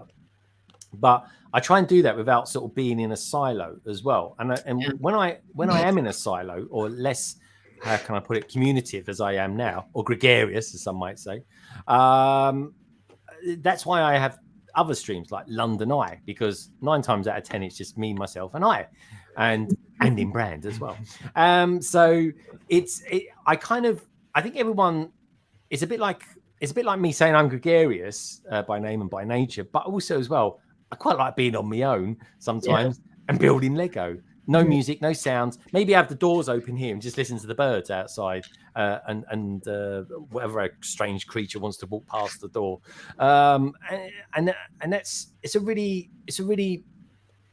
everyone's quite complex, aren't they? And have these different layers. And I think that's kind of like, and the Lego part of that can sometimes kind of drill into that. And I have these sort of different streams, if you like, of my personality that I can kind of quite nicely blend into being on YouTube and Instagram and all the rest of it. Anyway, I'm generally getting quite deep in my thoughts there, but anyway, I'm losing myself as well. But yeah, you're right though. I mean, it's nice to have something just for yourself too. Yeah, totally. I resonate with that because in order for your creativity to keep going, right, you have to have that mind break sometimes. I enjoy doing sets for that reason, and I typically do sets on my own. Like, I don't really share content about the set. Like, I've been building Ninjago markets, right? Ninjago is my favorite theme, yet I've never done a Let's Build series Ninjago before, right? Like in 3 years. And it's like that one thing that I kind of keep for me, you know? And I think that's really important that we all have that thing, even within Lego, that helps us recharge, because you can't make, mocks, and Lewis can't make. Sometimes you just want to, and all the things, right? We have to recharge, and we have to Oh, find that thing that works for us. I'm telling you, right, after I've done Diagon Alley, after I've done Gringotts, because one's leading into the other, I tell you what, I'm just going to want a £15 set to build. I want something small that's quick and easy, that's got no stickers, and it's a different gear. It's a different gear change. Do you find that as well, Jake? Are you like that, or have you got any sort of, I don't know, any sort of gears that you go into your mock mode and then you think, oh, I want a set now. Actually, I'll change gear and be told how to build something and learn potentially a new technique. I mean, out there what you guys think as well. I mean, the record store up here, which is my mock that I made for Bricktastic, I built 99% away from cameras. Like, I occasionally kept like Discord up to date of like what I made that day, but that was purely because that is like the most concentrated version of my wider community, and that's what they find interesting. So like I kept them up to date, but I didn't really really live stream any of it. I didn't do any sort of things like that. I mostly do sets on streams, or we play around with like trying to do augmented reality experiments with Lego and stuff like that. But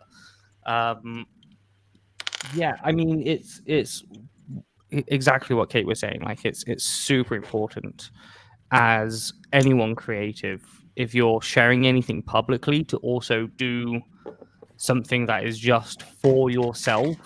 Like, content creators now are starting to talk a little bit more about like the mental health of being a content creator. But like when I started, oh god, that was, people were dropping like flies for the sakes of, just trying to be the first person out there to talk about X, Y, Z and whatnot. It's and it's great that it's happening, because I think it's creating a lot more healthier content and a lot better content as well. But yeah, 100%, you have to keep, like, you have to have something like to yourself. Like, for example, I'm taking up skateboarding again. I haven't done that since I was a kid. Taking up skateboarding again. Am I going to make content about it? 99.9% chance, no. You'll find out if I have like a broken arm. Right. Yeah, can you be building like this? With my team. Imagine? But skateboarding is very cool, man. I've never tried it. I'd love to. I really would. Very cool. Yeah, I don't know. It's interesting. But anyway, I tell you what, that's probably a nice spot to park that on. And should we have a look at a new Lego idea set? Should we look at some bugs? I thought we were in therapy. Okay, sure, yeah. I don't get it. Yeah, we'll have a look at some ladybirds and no ladybugs. Or ladybugs? Oh, is that what you call it? Do we call them? No, it's ladybugs, but don't. I was really looking forward to the bumblebee or the wasp or whatever it was. No wasp and no ladybug. Yeah, and I looked at it. I was like, oh no. I said my favourite one's not there. But what's left is pretty good actually. So let's take a look, shall we? Before we talk yourself out of it. This is really different, and a lot of people. Hold on a minute, I've got to do this. Hello, can you see me now? I'm up here. I look like Cyclops from the X-Men, but instead of cool glasses, I've got numbers. Look, if I do that, I've got 55 for eyeballs. That's weird. Anyway, going on. Jake, you got to stop me from going on these tangents, please. I've tried so many times. It's just easier to. I mean, I'm surprised you did the intros in about an hour and 20 minutes. You think my intros are long? Watch Good Morning Brick World. Anyway, it's true. Anyway, come on, you lot. What we got here? We got Jimmy Cricket, a dung beetle. Isn't it a praying mantis? Is it a praying mantis? I thought. Yeah. Yeah, that's why Just Too Good's so excited about it. Oh, is it? I was going to say because that's what he used to dress up as, wasn't it? Back in the day. But anyway, it's a praying mantis, did you say? Or prying mantis? Praying. Yeah, Oh, they praying. pray. I thought it was prying. They're very religious, these mantises. Okay. I thought it was prying mantis, which kind of indicate that he kind of, likes looking around and seeking things out. But anyway, let's have a look. What do we think of this? I need someone who's pure creative minded. Kate, I'll start with you. What do you think of this? Is it a bug's life or is it? I don't know. Does it float your boat? It's different, isn't it? It's definitely different. I think it's gonna. Parts wise, I think it's really creative how it almost feels like it's a subset of the botanical line in a way. Yes. You know what I mean? I just think it's catering to a whole nother piece, community, I guess, Lego community, right? Like, because there's a lot of educators in our community in general. Lewis and I are both educators and we're on the panel, right? So you're going to have a lot of scientists, robotics people, people who use Lego robotics, but, I think they're catering to a whole nother subset of people, but it definitely feels like a subset of the botanical line to me anyway. But I think they're beautiful. I don't know if I would particularly buy it. I love the botanical line, but I'm not a big fan of bugs. So no, I'm not either. And if I was into the botanical series, I'd be spraying these or something like that to kill them or something. I don't know, because they eat plants, don't they? But anyway, I'm joking. I'm jesting. But I don't know. It's kind of different, and I'm intrigued to know how this goes. Yeah. Matt, let's go to Matt, and then I'll come up to Lewis. Matt, what do you reckon of these then? Is this a good idea from ideas? I think it's fun. It's definitely different, as you guys were talking about. There's some great parts usage for the way that the sets are built themselves. Yeah. I was interested in how different it is from the actual submission that the fan submission was. As Lego ideas normally are, though. I still think they're great, and it's not something that I would particularly buy, but it's a fair price for what you're getting, I think, that as well on the same note. Okay, very good. That's cool. Richie, what do you think? Are you into? Did the bugs do it for you or anything like that? We got Just Too Good in a Lego set, so that's awesome. No, but jokes aside, like I love this set. I never saw the original idea. I know it was created by a YouTuber. I forget his name, like Hachikuro, I think. So I never saw the original design, so I can't compare it to that. But this, I love it. Like, all the bugs have such a great character to them. I love the colors. I love the part usage. It kind of reminds me of that birds idea set that came out. I don't even know when that was. Maybe like almost like 8 years ago at this point. I don't even know when that was. That ideas set with the 3 birds. But there's so much more. Like, those birds were all kind of blocky. And this is just wow. I might have to get this, honestly. It's a fun set, I think. I like it a lot. I like it. I tell you why I think it's going to do well. And Lewis, tell me what you think about this.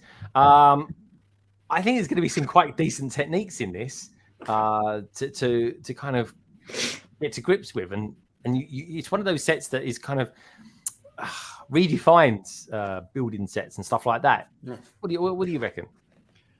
Well, it definitely looks like there's some good technique in there. I think I don't always love the changes that they make from the submission to the set. Fair game. But I think in this case, they did a great job. I know when it was first approved, I'm like, there's no way that's one I'll get. But now I'm rethinking that. I think the fact that they added bases for all 3, because I think the original submission just had the bugs. It didn't include, the stand, the nature that they're on. With the rock or the branch, that's the thing. Or the flowers. They've taken some bits and added a lot more as well. Yeah, so I think it's really nice. The bugs look great. So yeah, now it went from being something I didn't think I'd ever consider buying to one that I could see myself purchasing. So I think they did a really nice job with this one. Yeah, no, that's fair enough. Lady McBrick, any thoughts on the bugs? What do you reckon? Some nice colours in there. Yeah, definitely, and nice pieces. From the perspective of it being an idea set, it's perfect because it opens up the mind that everything is possible. Not only buildings and cars, the Right. typical thing. Think That's a great outside point. the box. Okay, good stuff. Yeah. I love the fairy wings. They're so cute. Yeah. Yeah, no, But I wouldn't buy it because it would scare my minifigs. Because can you imagine? Yeah, says the lady that microwaves her mini dolls. Anyway, moving on swiftly. Brick pods. Carrie, you're always saying that Ian bugs you.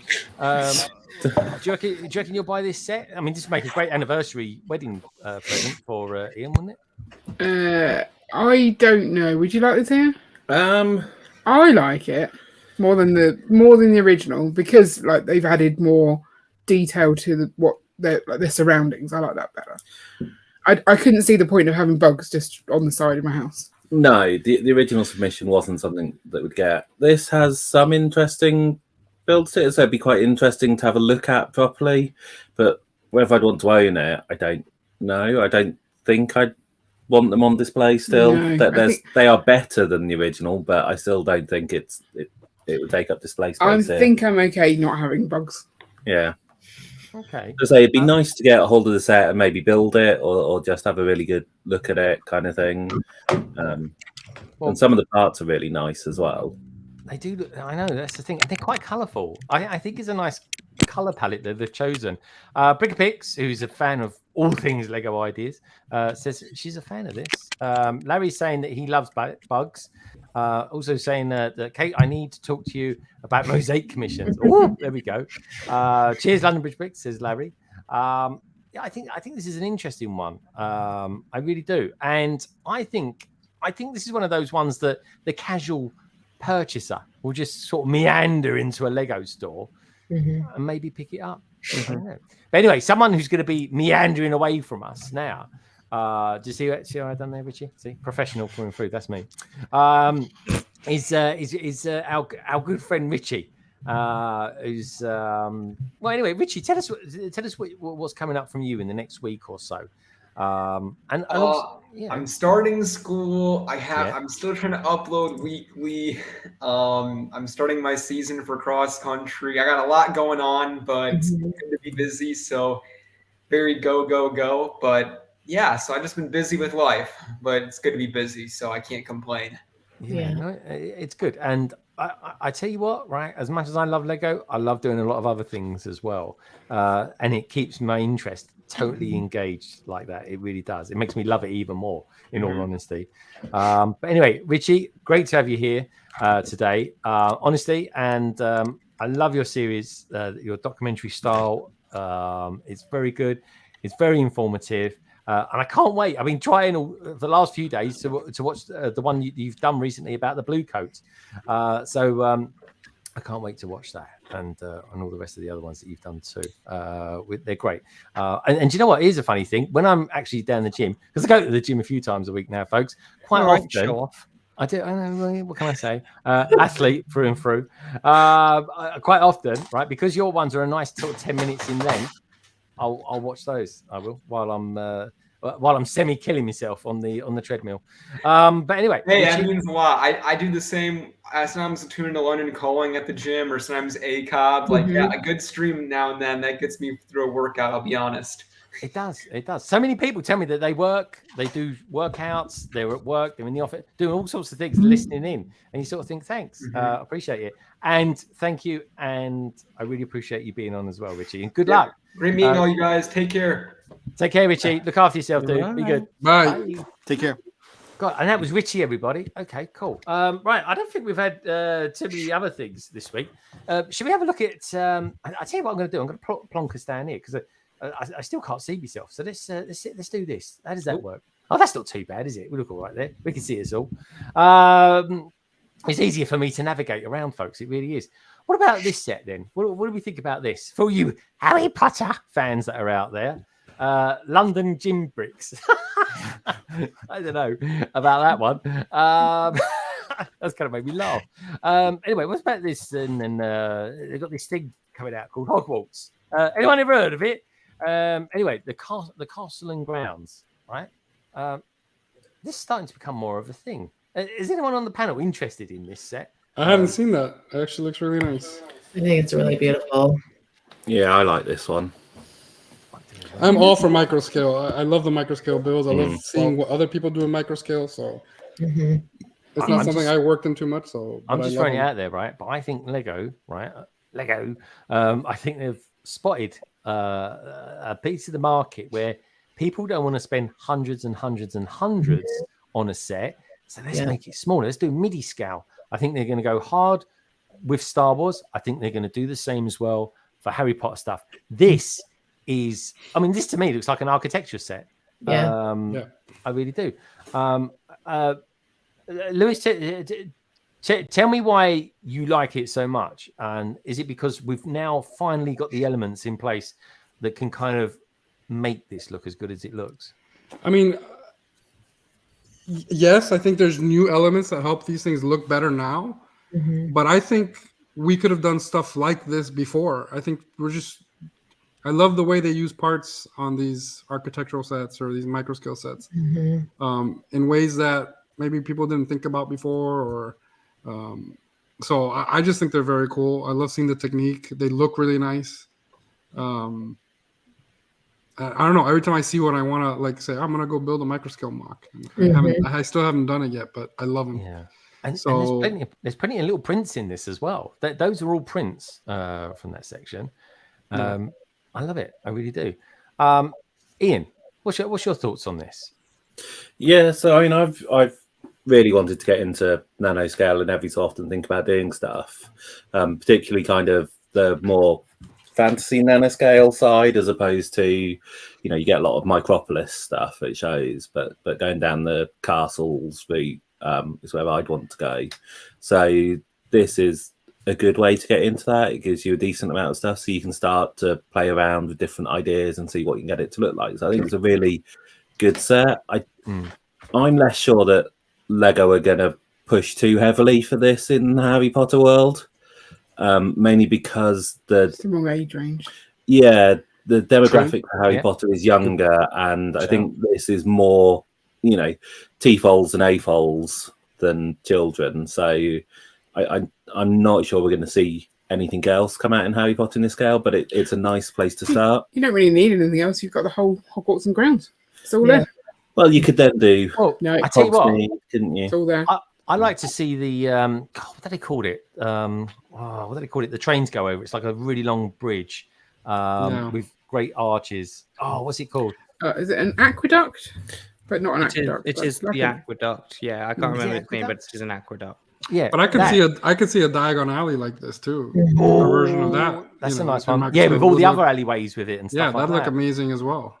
Yeah, and I just sort of think, and then the ones that sell really well, Lego might think, actually, we're going to do a bigger version of this then, because that did so well. And all these scans of our instructions, folks, they don't know exactly what we're doing and everything. But there we go. Maybe that's a story we'll talk about later. But Bright Switch Bricks is saying, it'll be out with the other Hogwarts though. But hey, the more the merrier. I agree. Actually, you can't have too much of it. Matt, I don't think I've seen you do Harry Potter before, or have I? Can't remember. But anyway, you must have done it because you do everything, everywhere, all the time. What do you think of this? I think the scale's really good. I think it's going to sell really, really well. What do you think? I do too. I'm not as much of a Harry Potter fan. I've only seen the films once the whole way through, and it was in one sitting, so a lot just kind of went over my head. Wow. But I think the Harry Potter sets are really good. This one is super strong, just as you were saying earlier, because of the price point and the amount of detail that they're able to integrate in a very compact fashion. As we were talking about, we're running out of space, we're running out of money, and this hits the market right in the sweet spot. It's funny too, like Lauren was saying, you have the larger micro scale castle, you have the smaller micro scale castle, and you have all the collectible pieces of the castle and minifig scale that you can now combine into one castle. So there are technically 3 Hogwarts castles on the market right now. Yeah. Yeah, that is a lot. Yeah, it sells well, doesn't it? Kaz is asking, when was this announced? I think it was actually announced a few weeks ago, but I think the images have just kind of hit home on the Lego website in the last couple of days or so, I believe. Anyway, Lady McBrick. Yeah. Oh, go on, Kate. And they had the 3-in-1 poly bag of all castles with the 8 different ways to make them, right? Yeah. And they always, I don't know if you guys knew this, but they always do hidden stuff, especially in the Harry Potter art, like the box art. A lot they'll hide like little odes to whatever's coming next. So I think it was the one with the clock tower. They hid like the silhouette of it in the one of the main Great Hall sets. Yeah, it's in the background. It's really cool. And I'm thinking like maybe that's what they did, right? So they did the 3-in-1. So they were kind of like prepping us like, hey, this might be coming. I'm wondering too, because they put in the chariot, right, with the flying horses and the Durmstrang ship, which we haven't had a set of since the original line, like 10 years ago. I'm wondering if they're going to come out with a new ship, because I think that would be a pretty epic thing to do that they haven't done, and they haven't done. And they would cater to a lot of the people who like pirate and, the ship. Yeah. I'm just, if I rewind this here, look at that scene just about there, right? You could make pretty much any classic pirate set with some ships and stuff like that. The fortress. Imagine the fortress. What do you reckon of that, Gaza? We go for the El Dorado fortress in this scale. But we always like a minifigure with it, folks. Always must have a minifigure with it. Matt, feed it back to the landers, right? I don't care what they ever come out with. Everything they write it down. That's it. Feedback Matt. Call it that way. There you go. Got a new character for you. Feed it back, Matt. I'm just sort of saying. I mean, this looks really good. Like this, that looks sort of like a model from this distance. Jake, I don't know how much Harry Potter floats your boat, but what do you think of this set, or at least the concept of this idea? I mean, yeah, Harry Potter sets don't really, I don't really buy them anymore.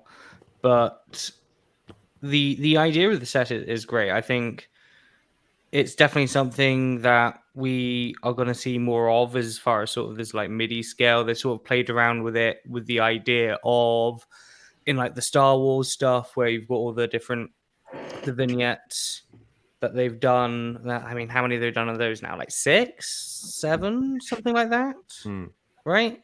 I mean, they've chunked out a load of those. This is next. Lego has the potential to do other properties with it as well. I suppose the Jurassic Park sets were a little bit like that. Indiana Jones had a couple of sets that were a little like this as well. So 100% Lego's going, all in with this sort of like MIDI scale at a medium price point, because it's, I mean, I think they recognized a lot of people were, there is the luxury market of Lego. Lego is a luxury product, but then they sort of created mega luxury products, which brought in loads of people. But then there are also a lot of people being like, that's great, but I can't afford it. So why bother? So this is kind of like the small answer to that, of like, well, there's something else. How about that? Thank you for your money.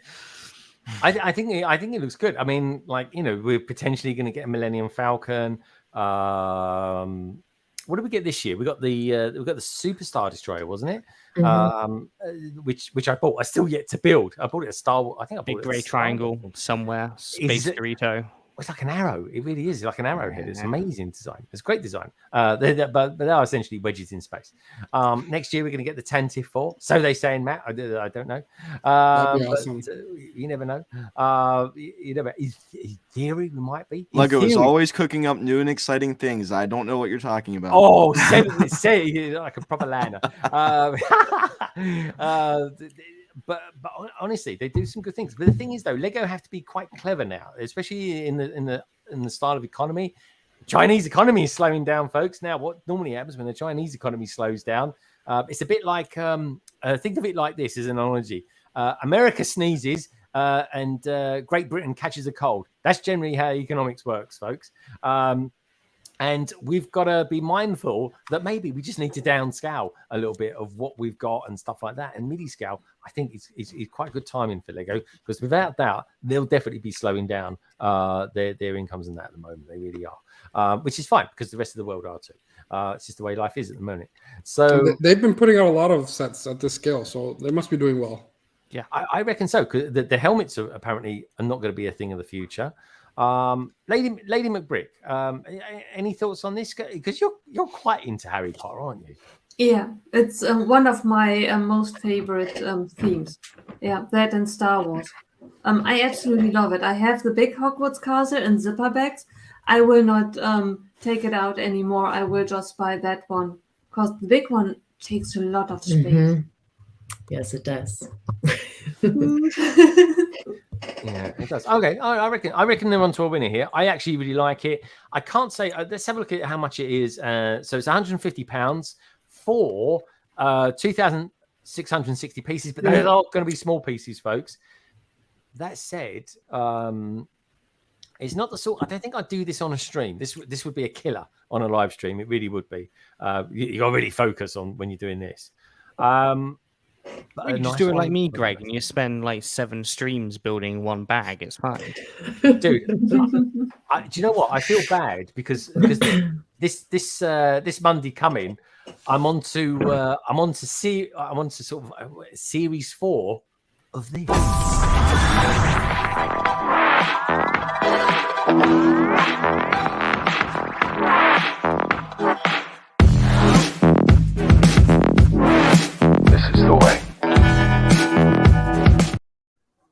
Oh, sorry, folks. Half that was, wasn't it?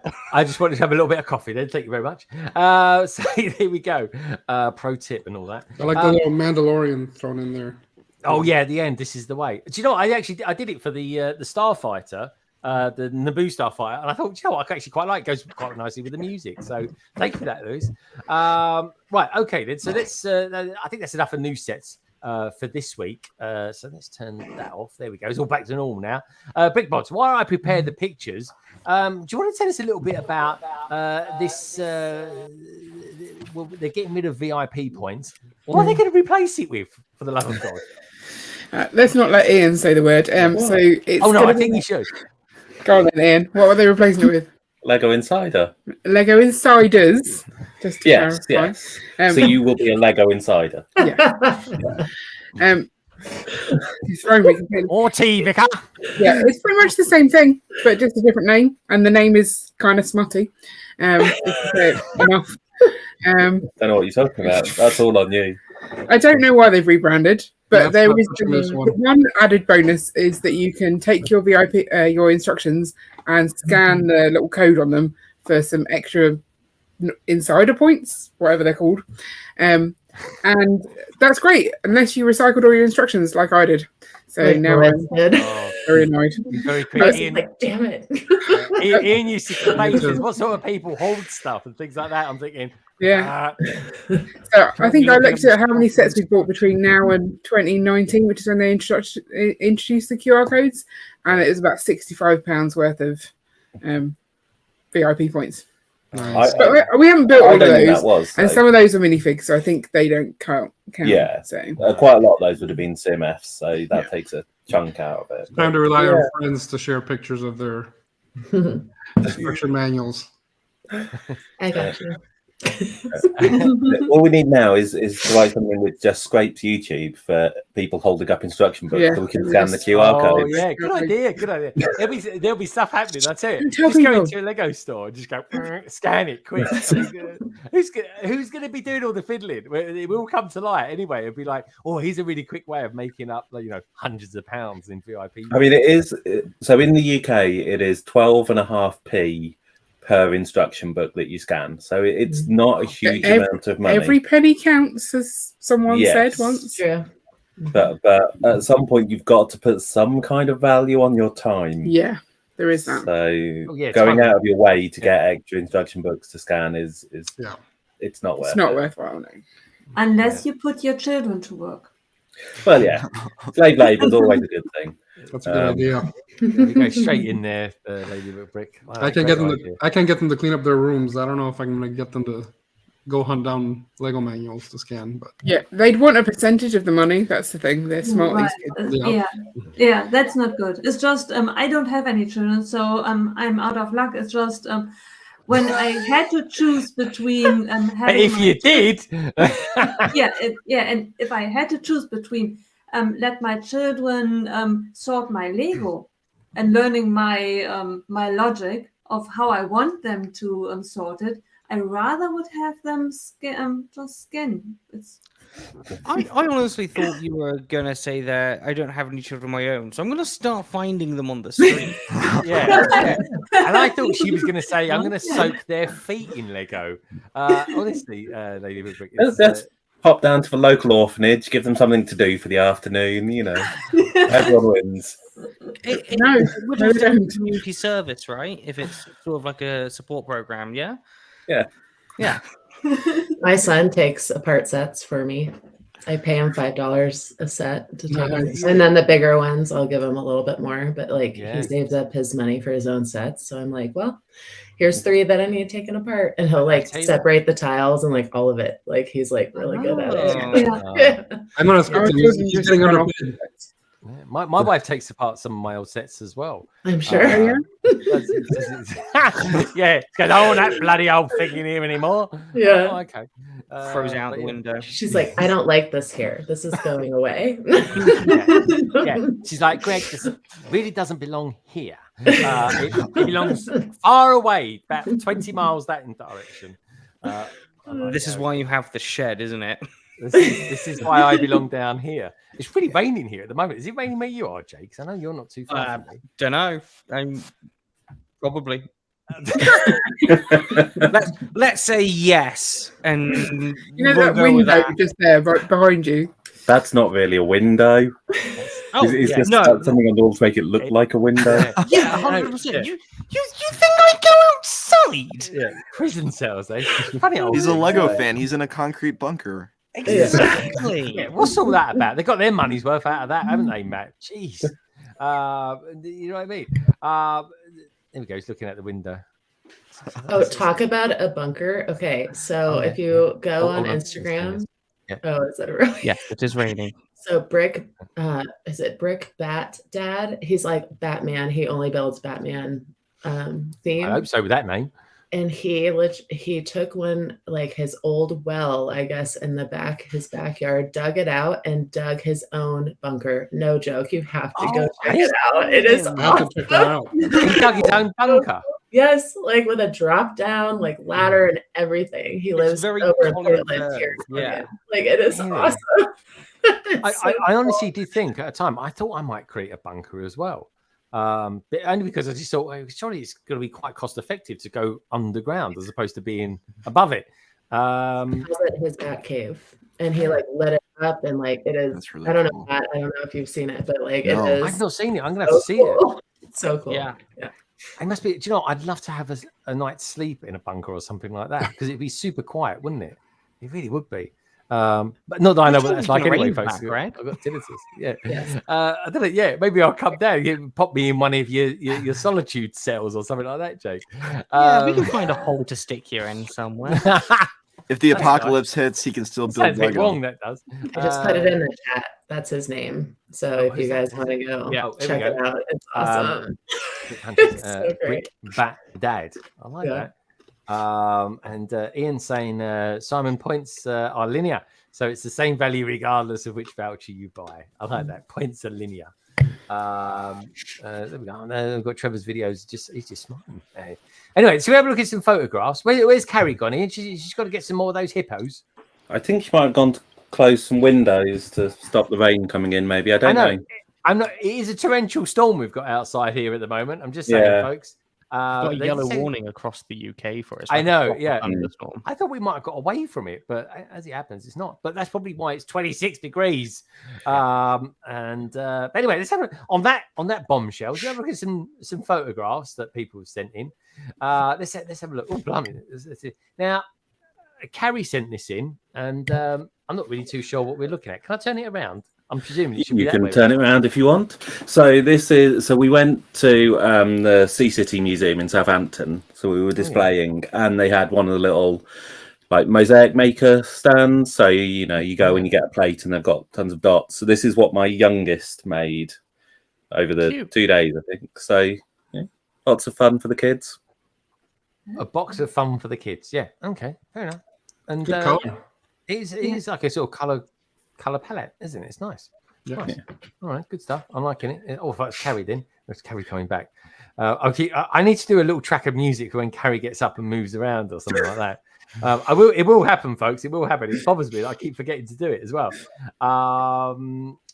Anyway, next picture. There we go. Oh, this is from Mr. Chalice. He sent this in. He sent me one with lighting and one without lighting. It's very strange. Obviously, I've gone with the one with lighting so we can see what it actually is. Thank you for sending this in, Christian. Mr. Chalice. This is, of course, Hawkeye. And I've forgotten what's the name of this one?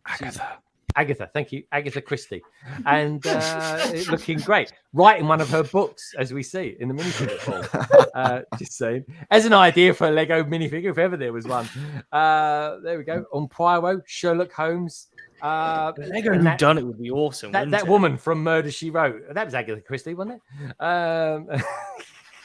Anyway, this is from Universal. It's so profound. Do you know? I recognize. I recognize this Lego store. This is Universal Bricks. I recognize it because I recognize the building. Anyone recognize this building? Anyone I honestly thought you were zooming into the person in the background and being like, I recognize that bloke. It's Gary. Yeah, because that geezer was there last time I was in this. It's Gary. It's Gaza. Yeah, it's the Leicester Square. Sorry, that actually sounded something really intelligent. What was that, Kate? Is that the Leicester Square Lego store? No, you never get me on here talking about Leicester Square. I never talk about that's the biggest the biggest Lego store in the world. Well, for the next 10 minutes anyway. No, this is it. It's more say something more je ne sais quoi. Is that Notre Dame? Yes, it is. Thank you. There we go. Straight in there. Didn't even take a subtle hint either. Oh, look at this, everyone! Look at this! Look what they got in Paris. Gringotts. Look at this. That sticker. That sticker is. I can't. Oh, what a mistake that is. That is horrific. That's what that is. But you can move the stickers closer together, can't you? It's just that the official Lego way of putting stickers on, they have to have a certain border between the sticker and the edge of the plate. Yeah. So you can move them across a bit, so the gap is less noticeable. Why didn't they just? Still, they should have found a better official way of doing that. Yeah. That is terrible. All right. So Gringotts TS Bank. Come on, Lego. Now I'm going to the signing, right? So I'm going to meet the designers who've come up with that, and I can't wait to see what they say. Mr. Ramsden, see you at Leicester Square on the 1st. But yeah, it's Gringotts TS Bank. I've already got a picture of me pointing to Gringotts in Leicester Square. I'm going to say because they're probably going to be doing the signing. I reckon, Jake. I reckon they're going to do the signing under the Gringotts. You know, in that area there's a bit of space there. No, that's too small. You wouldn't be able to fit anyone in there. Yeah, we get one in there. It'd be like a sort of a grotto, like a Santa's grotto. Just like in the back, like that's it. You sit on the designer's knees and they sign it for you, and then you go. You say, "What do you want for Christmas?" I want a Gringotts that's spelled Gringotts, not Gringotts TS Bank. Matt, Lan Matt, LAN Matt. Feed it back to Lego for us. The spelling is horrific. Greg, what you should do at the signing is get them to sign it to you, but get them to spell your name Gre space G. Oh my god, yeah. You know what I mean? Now, it might surprise some people out there to figure this out, but I do suffer from slight dyslexia, and I think I could spell Gringotts better than that. Just I would imagine that both the designers of this set plus the graphic designer involved are all very unhappy about that. Oh, 100%. And they're probably like just dreading having to deal with that because they know. It's going to be a fantastic meme that we ride for years, though, and it's just content making itself. Terry, quick, scan it. It's 12.5p. Come on, someone scan that out there. You lot on the replay gang, scan that. Tell me if it's worth 12.5p. If it is, I want 10% cut of that. Thank you very much. There we go. Oh, I tell you what, I'm just saying, folks, but I reckon a little gift we purchase, right? Maybe another little vault or something like that. Something that actually looks quite a bit like this, to be fair, would look really good, right? At the bottom of that. Just say, you never know, folks. It might become a thing. Maybe the emphasis of doing this bottom section is to take away, to take your eye away from this. Maybe that's what it's all about. And I tell you what, right? Whichever it happens, it can't be as bad as Chewbacca, right? Because nothing is going to be there. Everyone is taking little pops at Chewbacca these days. It's an easy target. But, anyway, but have we really seen him in person, not just the pictures? Because I have a feeling that when we see him, it will look and make different. it worse. That's what it's going to happen. It's going to make it worse. But I have a feeling. Look, I'm just going to say, right, I'm throwing it out there. When I get one, I'm not going to necessarily get one. I'm going to buy one. Maybe I'll get it. I'm just going to take the head off and see if I can flush it down the toilet. That's all I'm going to try and do. That is going to be a good short video. That's all I can say. Chewy. It's just, I really, my gut tells me that if you see it in person, the build thing, that the brown just not translate on screen and on pictures. Do you know what? I think you're right too. And also, Greg, try explaining that one to your plumber. Yeah, sorry, mate. I got a Chewbacca stuck in the toilet. Bring your plunger and sticks or whatever you bring. Anyway, look. So I found your problem, mate. You seem to have flushed half a Lego set down there. Any particular reason? Exactly. But just imagine, man. Man, what a great. You imagine a plumber doing that. Get out, and then he pulls out this thing and he goes. Plumber Matt here, on my way to Greg's house. There we go, see, with my Star Wars lightsaber stroke plunger. But anyway, there we go. Look, there's French people out there, all sorts of things, folks. They're French. Anyway, let's move on to the next picture. Otherwise, we're going to be all right. We're going to be looking at loads of ones that Kate's been sending us and all sorts. There we go. This is an interesting choice of picture. Universal. He's in Paris and he takes a picture of the Statue of Liberty. What's all that about? Because the Statue of Liberty is in France. Oh, I know. It was made in France. That was it. That is true. The first Statue of Liberty is still in France. They made a replica and gave it to America for like their birthday. Yeah, I know. They're going. Well, and stuck it in Las Vegas or somewhere, didn't they? But it's much smaller, isn't it? So yeah, I can't remember how many Statues of Liberty there are now. There's the one in France. There's obviously the main one in the US. There's one in Vegas, and I think there's another one somewhere else in the world as well. So there's a few knocking about. Well, now there's loads of Lego ones as well. And then there are actually Lego ones with weird faces. Is it? Well, that was not even got a face on it. What's all that about? Yeah, you can fix that quite easy, I'm sure. Isn't there a big one at Virginia? No, there's a rodeo, I think. Yeah, rodeo. Mm-hmm. Oh, rodeo sounds good. Anyway, next picture. Great shot. This is it's an employee. He's got the dream shirt. I love the insurance. Anyway, what's going on here? We've got the VIP booklet. Get this on. Of course, there's the dreams one. That's this month's one. That's last month's one. This month's is now an ice cream, I think. Yeah. Is it? Yeah. I thought that was this month's one. Dreams. What did Dreams come out August 1st? Maybe they had two this month because we've definitely got a second one this month. Yeah, I know. Is it okay? Well, no, we had the dreams one before August. Okay. The August one was the ice cream one that they added. So yeah. That's it. You guys should do a dreams collaboration. Just saying. Anyway, there's some more. Andy's Bricks and Figures sent these pictures to me. Oh my God! Look, they're out there. They're in the wild, folks. Oh, the storm.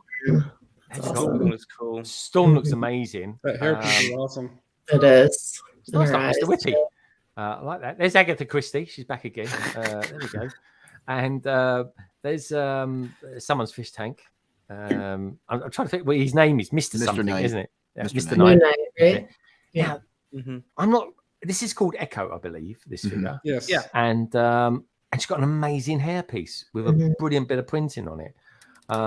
But yeah, like I say, folks, Agatha Christie. Let me know what you think. Murder She Wrote.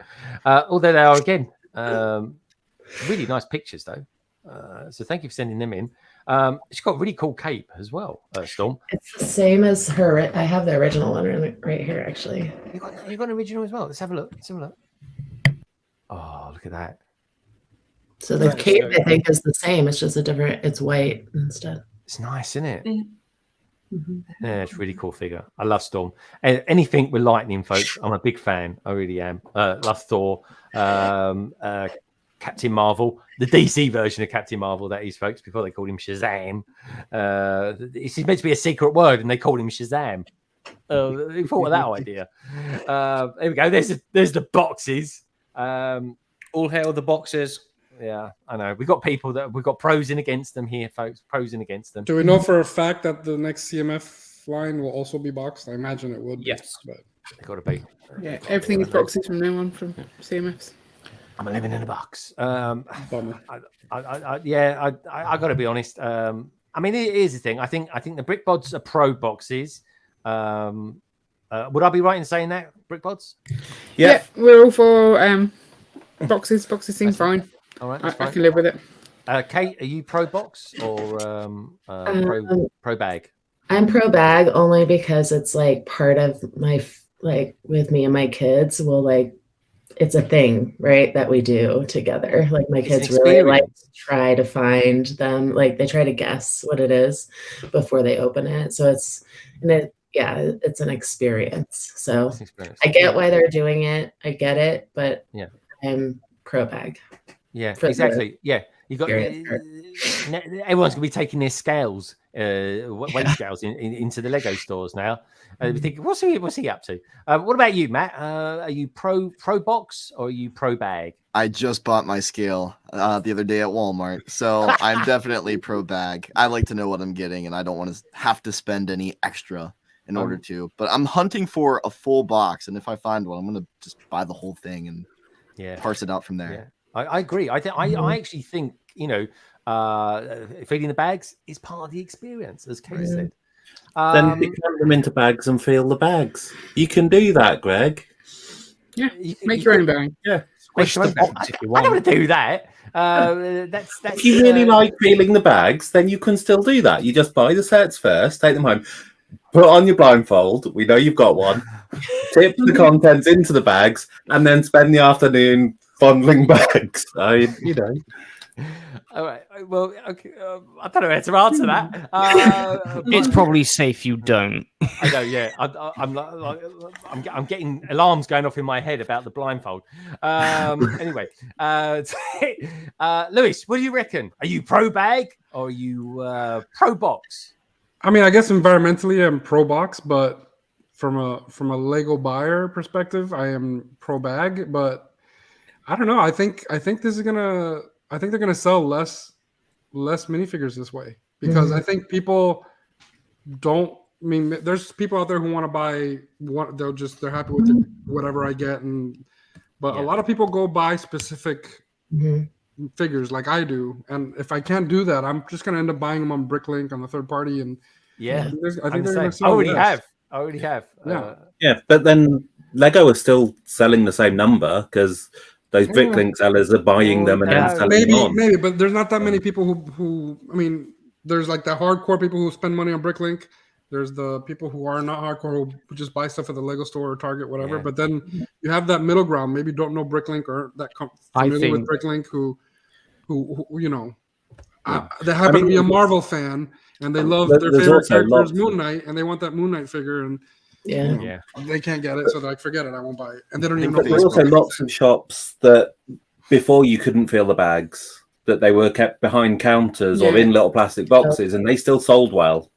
So I think the idea that they won't sell is just it's not going to be true. They're going to sell lots still. Let's see how well it does. Let's see how it does. I think it'll be interesting to know what their feedback will be.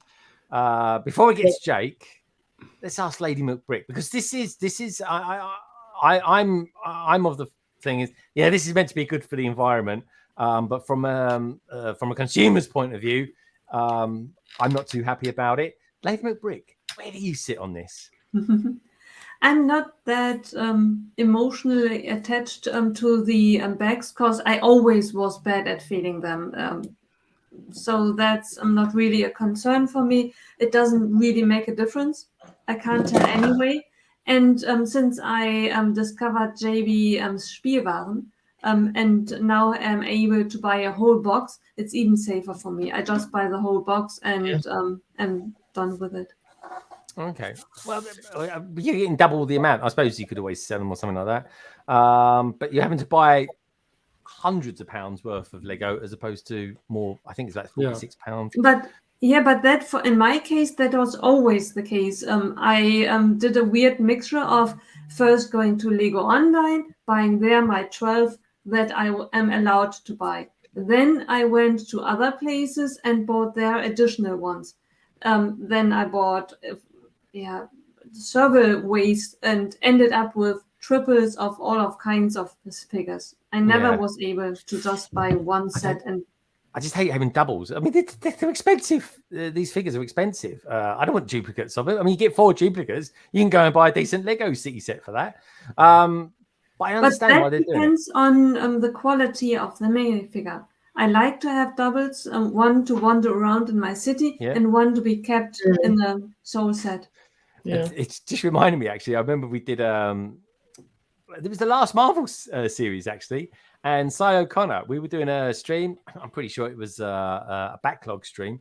And he bought 7 bags. And 4 of them were the same figure. It was Falcon. And being Irish and saying the word Falcon is really difficult, folks. It really is. Without it sounding smutty, as you lot out there like to say. Now, Jake, I'm pretty sure you've got a particular direction your answer is going to go in. So, Jake, are you pro box or are you pro bag? 100% pro box. I mean, I always used to go to the Lego store and ask the person behind the counter or wherever the minifigs were and be like, I'll have X amount of randoms, and they double check that's actually what they heard and being like, you sure you don't want a specific? No, I want randoms. Just give me random ones, even if it's duplicates. I don't care. So, but it's dealer's choice. I also think though that this is going to create a very old school network of, like, you remember when we were kids, we would trade like Pokemon cards, and things like that. That's what this is going to do. This is going to be the next thing that's going to get banned in the school playgrounds as everyone is trading their Marvel minifigures around. I don't see it being a problem. I agree with Ian and Carrie. Like this, like people are being like, "Oh, I'm not going to buy them." It's fine. It just means the Bricklinkers are going to be able to buy more to sell later to them, who are just going to go to their Bricklink store anyways, and they're going to buy them on an inflated price. It's not going to change anything at all. All right. Well, I'll be interested to know 6 months from now how the sales have gone, and we'll know. You won't know. Lego don't release their sales stuff. Everyone speculates about this. Yeah, I know. It's like, oh, this sold well. This didn't sell well. It's like it's purely speculation. That's true. That's true as well. Well, then it'll be a case of normally the CMS series sell out very quickly, especially the Disney ones. Blimey, trying to get hold of them is like trying to get hold of hen's teeth at the moment. I mean, I've had people in my Discord for like the last week telling me that they've gone out and they've bought like 10, gone back out, bought more again. Like they are selling, and they're selling. UK law is if we buy something and we don't like it, we can take it back. No one does that though. It's Lego. Who's taking back Lego? Sorry, I don't like that this has the same one I already have. Can do that. The shop will laugh at you.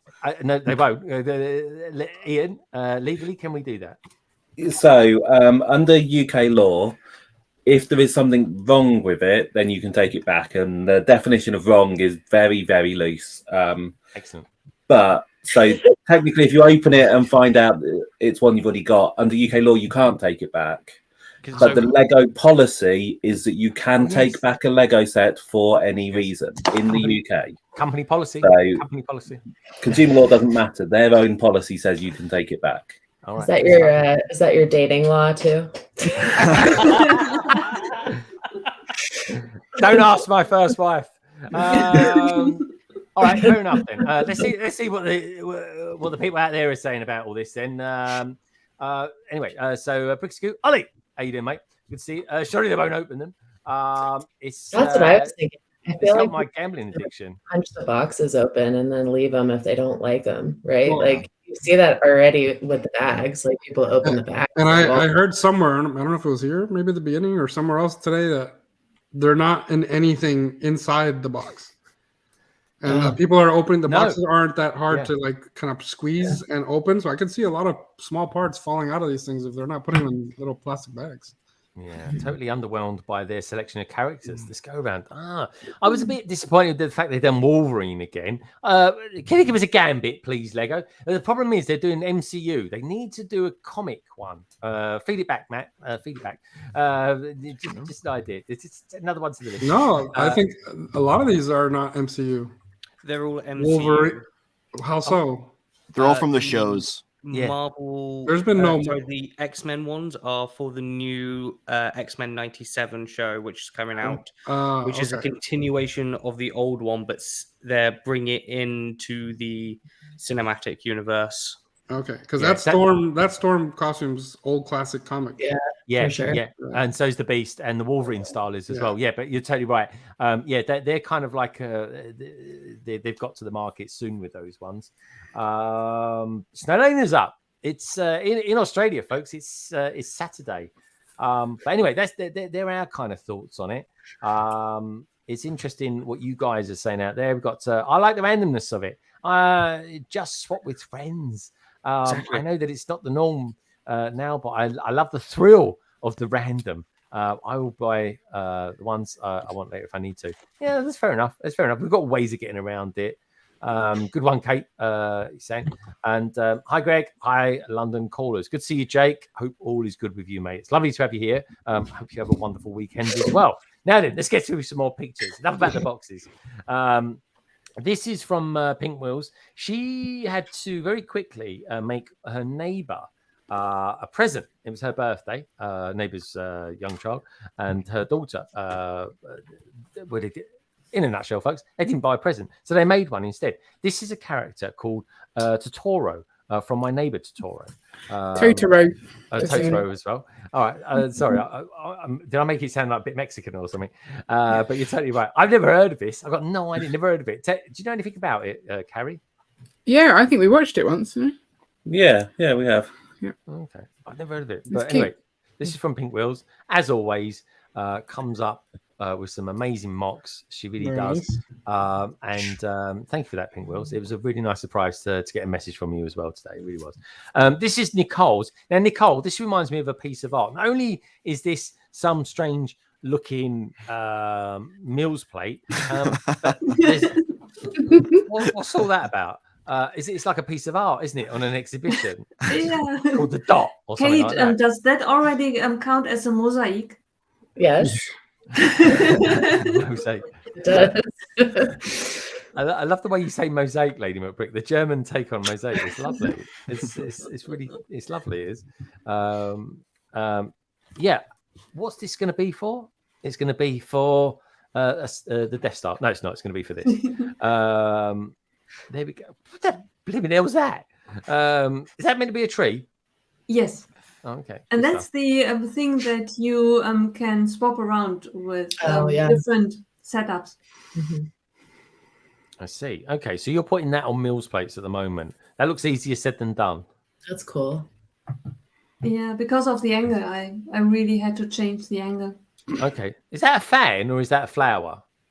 It is a fan, which is even movable. There is Technic parts inside of it that makes it move. Okay. Well, talking of Technic parts and moving, is a Technic motorbike. This is from Echo Bricks. Wonderful looking set. He's doing some older stuff these days, which is really cool to see. There he is there. Look, there he is. Saying good morning to Snelena. Snelena, lovely to see you as well. She's all happy, folks, because Australia's getting the biggest Lego store in the world. They might not be getting the World Cup, but they are getting the biggest Lego store. Anyway, it's good that they are. I'm glad they are actually, because Australia always seems to get a bad deal. They do, Jake. You know they do. They really Sorry, do. no, I'm just laughing at like it seems to be like a British trope now that if there's anything World Cup related, we'll find some way to shoehorn it in as some sort of like an attempt at an insult, but we don't really mean anything. It's not. I didn't even mention the Ashes. And yeah, there we go. And this is the minifig who. How do we know it's the minifig who? Because it's got the TARDIS in it. Police equals box. Is that what that says? I've never noticed that before. Is that Carrot? Oh no, it's a Sonic the Screwdriver. Minifig who? There he is. That's Gaz. He'll be streaming with me on Monday. Building more Diagon Alley. In fact, C-Deck. Well, I didn't fit it before. I fit it now. I won't zoom in on this too close. God, blimey, it actually looks like it's moving then. Let's do my eyes in. You want to see what it's like on a 28-inch screen. Kate, tell us a little bit about this. This is a mosaic. So I sent in some pictures from Brick Fair. So this is, it's called Moon by Virginia Bricks. I think the next picture will be like her whole setup with her in it, but she's out of Virginia. Obviously. She does beautiful mosaics. Yeah, and this one was a nominee for best lighting, which I thought was really great because typically I haven't seen something be nominated for the use of a black light before, just use of actual lights. So I thought that was a nice different thing to see at a convention. That green. Mm-hmm. I mean, I don't know if it's coming across for you, Matt, but I think that green looks intense. It's mad. Yeah, it's definitely reverberating against the other color. Oh, I like that. Reverberating. I don't think that word's ever been said on this stream before. Reverberating. I like that. This is my favorite piece of hers. So I think it's called Beach. I'm pretty sure. Oh yeah, something with the beach. Very cool. That's incredible. I could make that. I can make that. I can't do the rest of it. I like it. Yeah, it's lovely. Yeah, oh God, I can actually see it now. Yeah. This is looking down on a beach. Yeah, you've got the waves and you've got the crab. I like it. It's really cool. Exactly. Amazing. There she is. That's her. Yeah. Her name's Dana. She runs mosaics on Monday on Instagram with 2 other people. Yeah. So if you want to contribute, I know Nicole has before as well. If you have any size mosaic, it could be super small to really large, works in progress, doesn't matter. You just use the hashtag and it's every Monday. It's pretty brilliant. Fun. Love it. Love it. Yeah, good stuff. Love the t-shirt as well. Look at it. Phenomenal. With parts and stuff. Brilliant stuff. Awesome. Love it. Wow. Look at this. That was beautiful. Yeah. So this is by Patrick. Is it Biggs or Diggs, Lewis? I think it's Biggs. Biggs. Okay. I'm not sure, but I'm pretty sure it's Biggs. And he was he lived in Portland with his wife. Oh, here we go. Madison. Yeah. Oh, Biggs. There we go. And now they live in Denmark because Madison got a job at Lego this past year. Really? So Boone and Blair and her all got jobs at Lego in like a 6-month period of time, all from Portland, and they all left together. But yeah, so he is a huge Bionicle guy. He had a whole setup right there, but that is definitely by far my favorite one of his. It's amazing. It's also different from seeing it on social media, like on an Instagram feed, than looking at it in person. Absolutely. It's awesome. Yeah. Is it just me that thinks that looks ginormous though? It's not. No, it's small. It's wow. I think it's because they've got the people in the background making it look. Yeah, it just looks supersized. Yeah. I love that older woman in the back. She looks. I know. Like she don't look having a too great happy time about it. Does she? She's like no.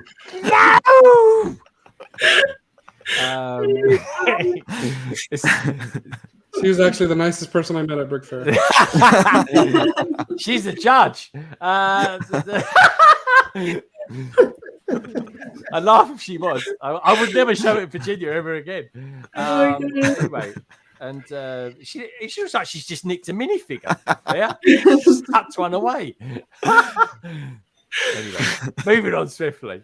Love it. Nominated for best pop culture. Oh my gosh. Okay. So I walked by this like a million times, and I did have a video, but it wouldn't send through an email. But it's, if you go to the next picture. So this is a builder. No, this is a different one. I don't know. Did you skip it, Greg? No, I copied everything up, but it might have put it in a different order. Yeah. We'll come back to that one. This one was probably I'm a Ninjago fan, obviously. So Michael, I just thought this was so beautiful. I like that. That's yeah. Nice. And his use of elements was really fantastic. The only thing this thing was missing was at least one minifigure doing something. I would agree. That's all it. There's crabs everywhere. What's with all the crabs? What's going on with all the crabs?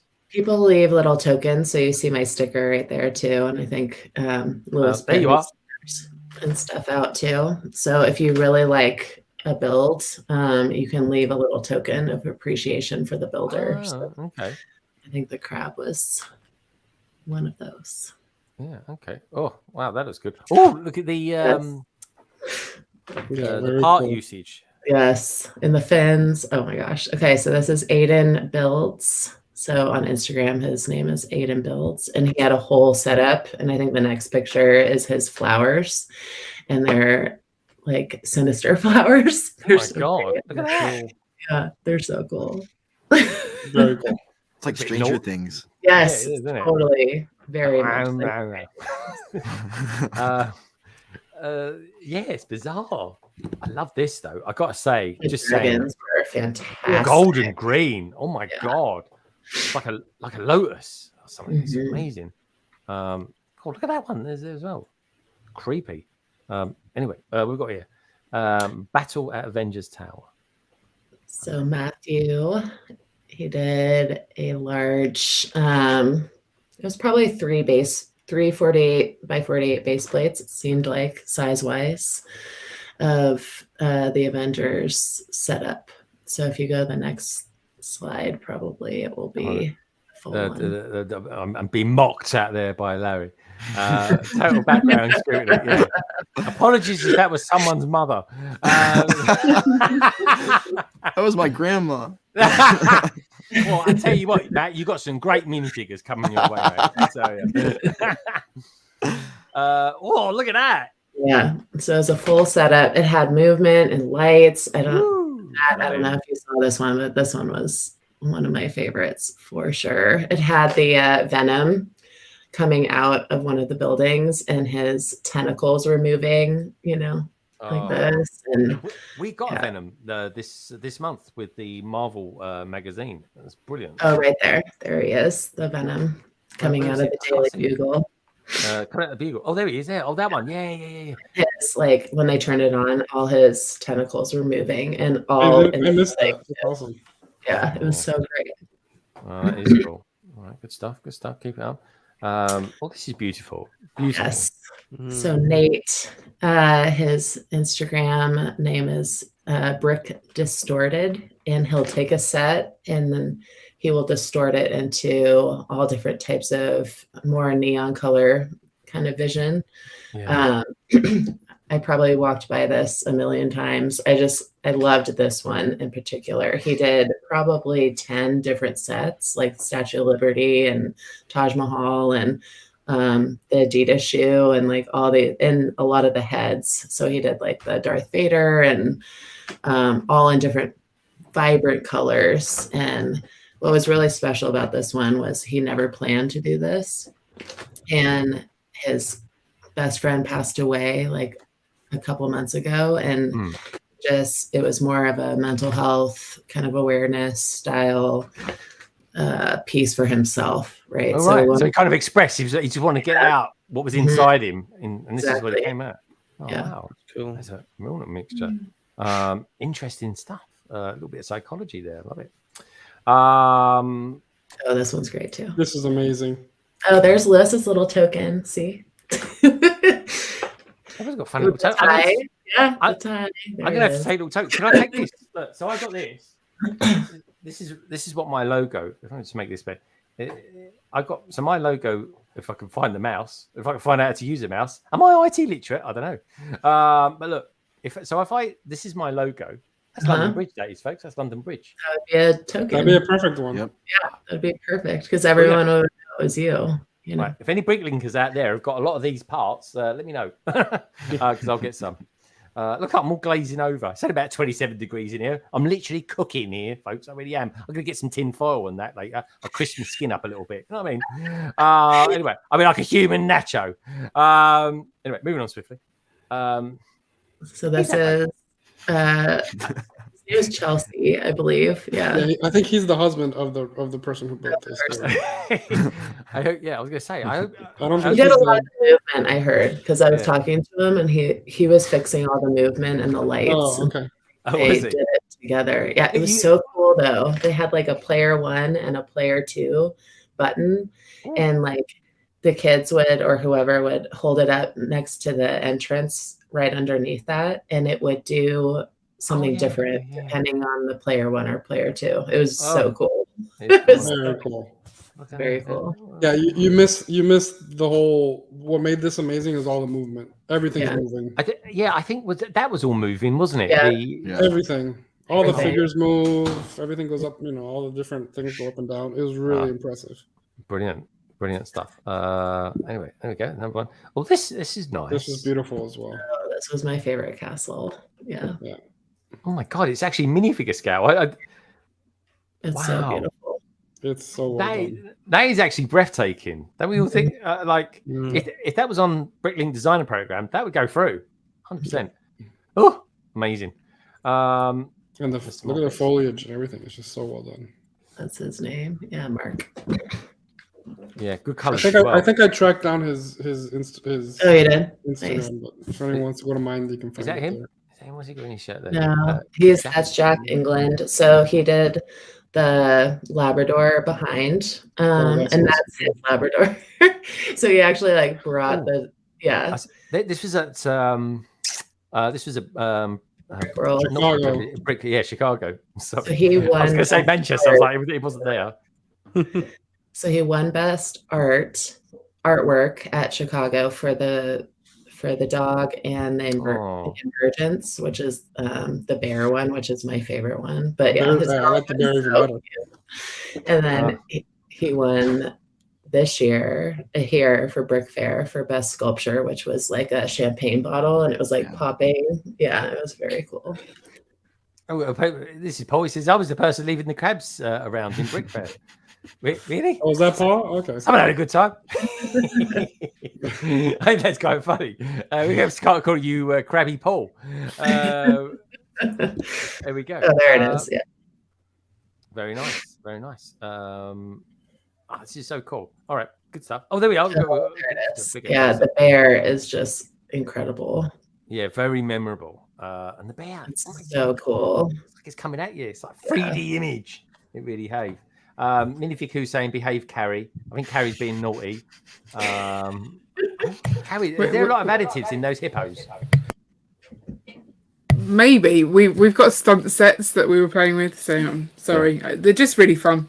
They are. They are really good fun, actually.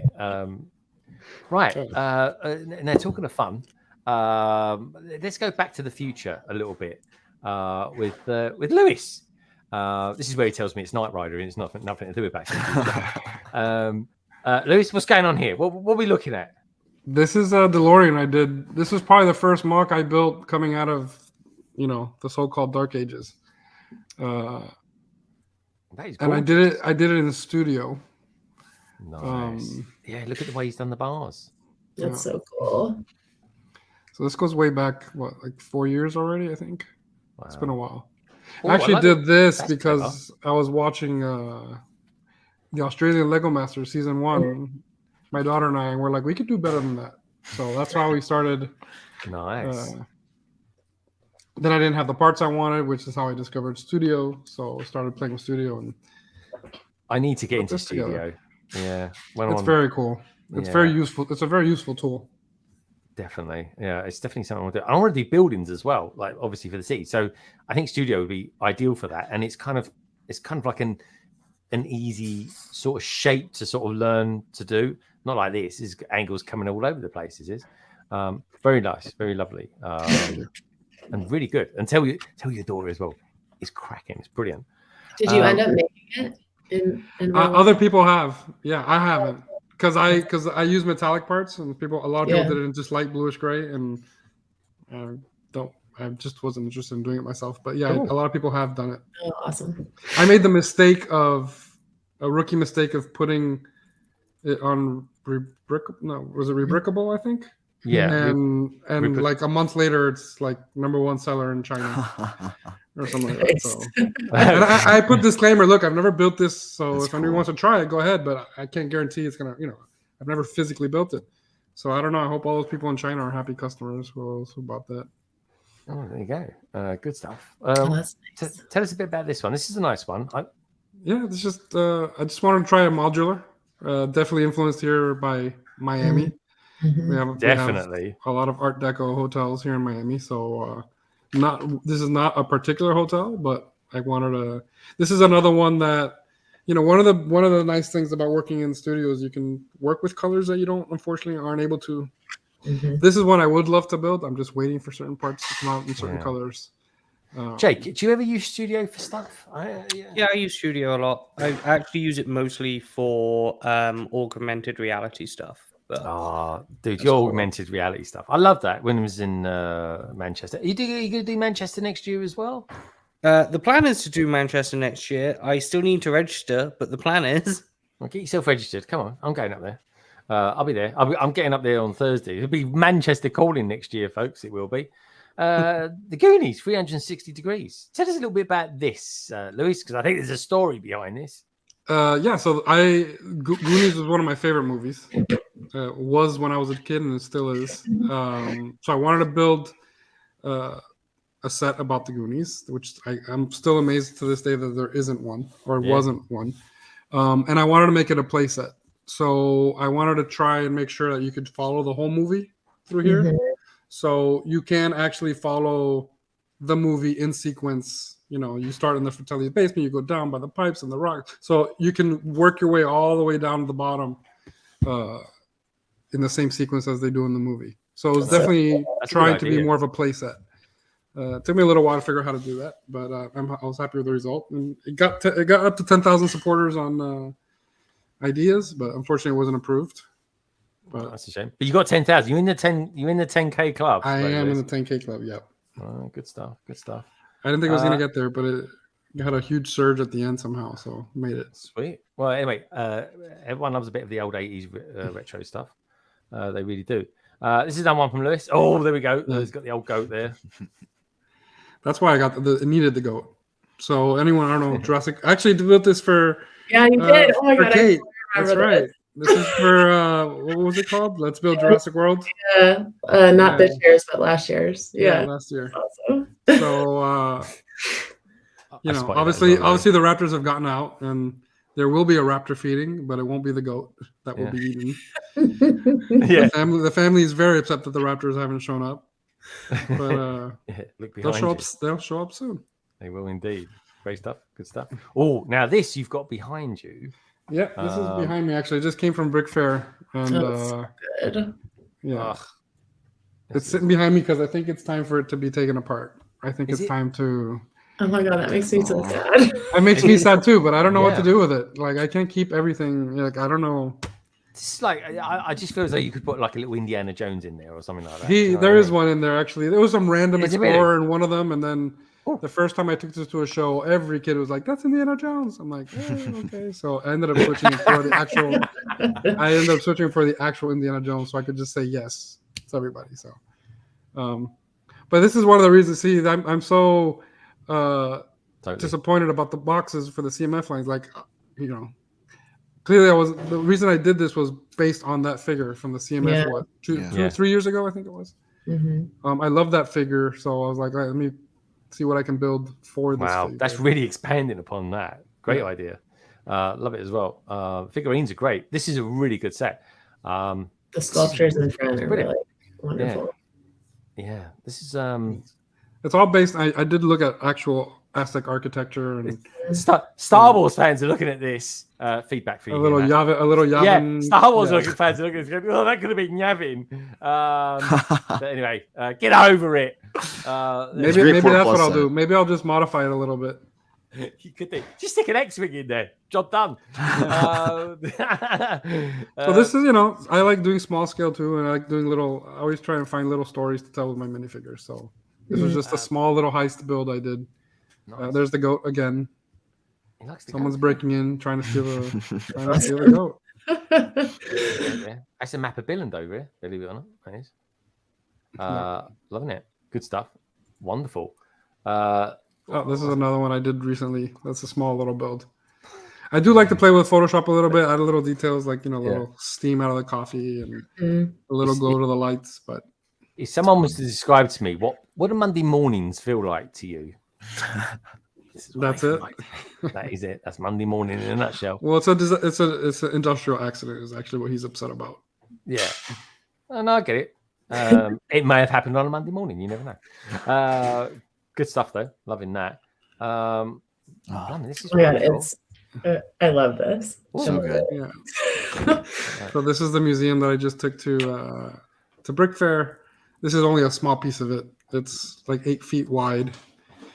And 8 feet wide? 300 almost 7.6 feet wide. That's a lot of Lego. It is. It's huge. Again, which is why other things need to be taken apart. There's only so much room. Brick bots. I want to know the brick bots. How big is your coral reef at the moment? That must be growing like a good. Like 3. It's 70 studs by 100 and 120 maybe. Oh, so it's a bit bigger than a Mills plate then.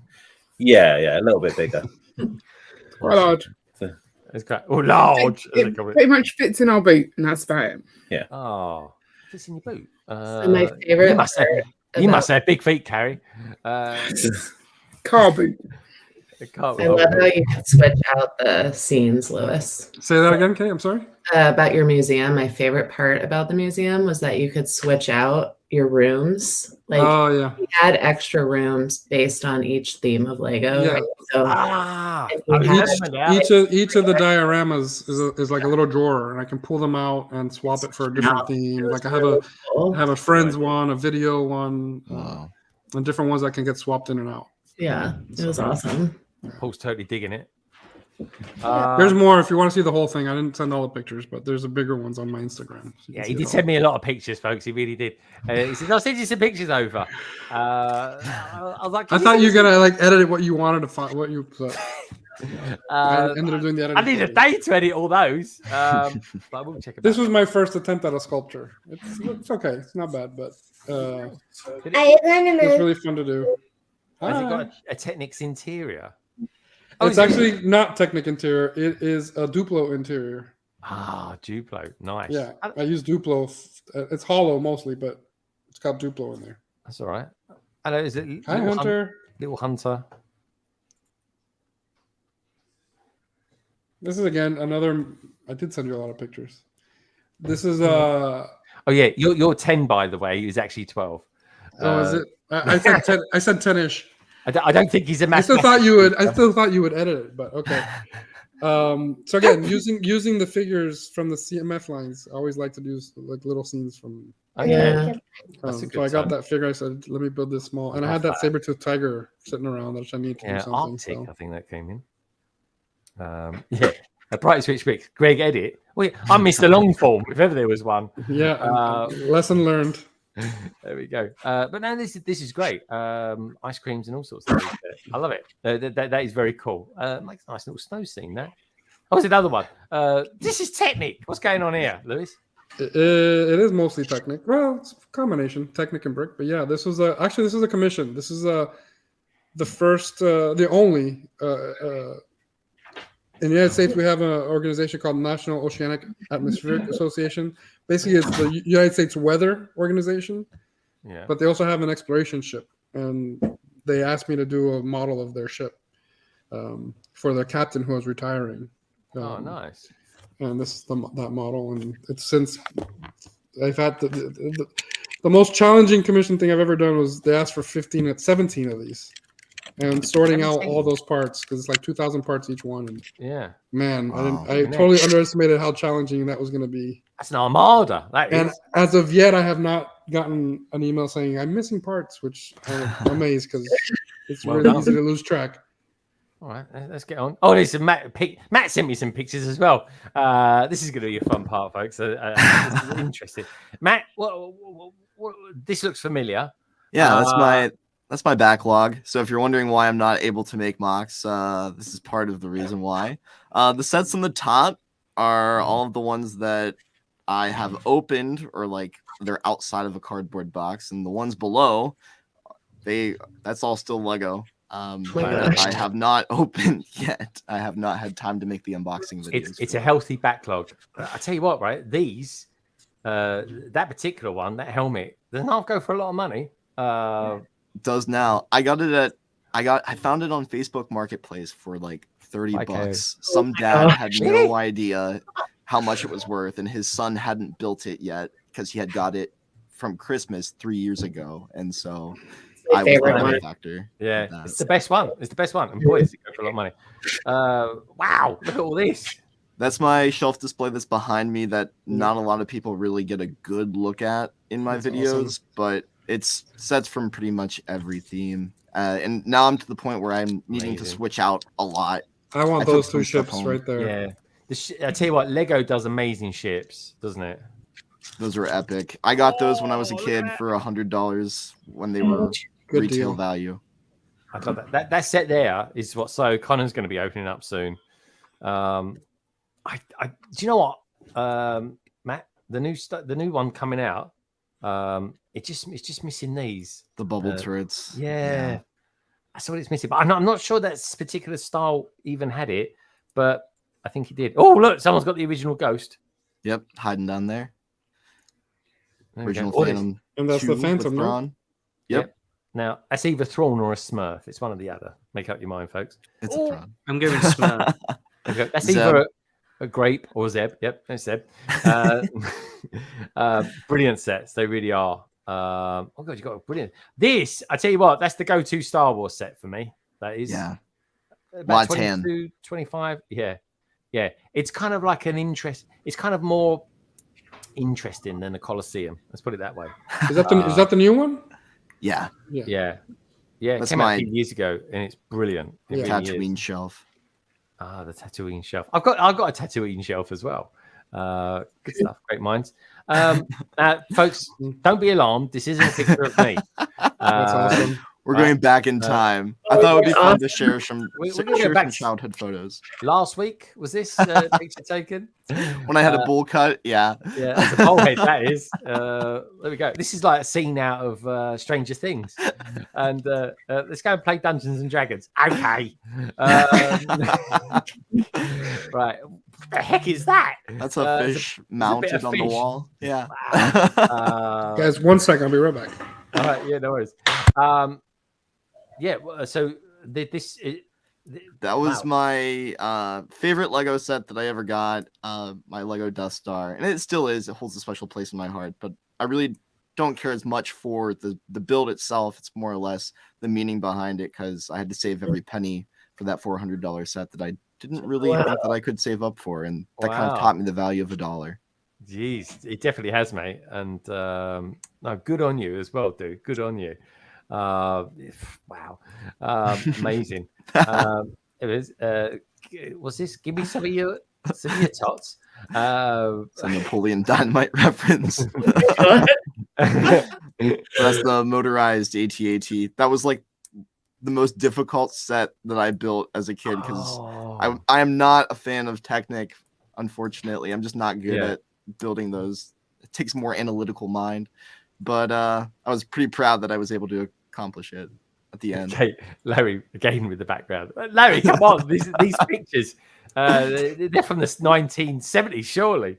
I'm only joking. What's that? That's a telescope. Really? I remember getting that and looking at the moon, or trying to at least. Oh, okay. Interesting. I love things that Americans have in their houses. That's the one of the fantasy castle sets. The Oh, ship cool. from that. You're getting younger and younger. Yep. We're going back in time. That you had that hairstyle for a long time. Have you when you went to now you're full time? Did you go and see a stylist or something like that? No, I think I developed my style when I hit a certain age. Also, my mom just liked to take random photos. Yeah, she goes, when I wasn't ready. Matt, sit at the bar and just hold the anchor and say please. Exactly that. So it was probably at the worst times. You got exactly the same smile in every single picture. Yeah. It took years of crafting, that did, folks. He was born to be on Instagram. This guy. It really was. What's that going on in the background? What's that program's that? It's an old TV. I have no idea. That's the old Imperial Star Destroyer. Is that on a baking tray or something? Yep, that's how I would try to lay out my pieces and sort them before I build. Oh, dude! Honestly, that's so cool. I love it. I still have that baking tray. It's across the room from me. Oddly enough. So cool. Not much has changed in 25 years. Yeah, amazing. And that is a nice carpet, I tell you. It's come back in fashion now, I tell you. It really has. Nerf gun in the background says it all. I like the PS4 Slim, the PS3 Slim. Oh yeah.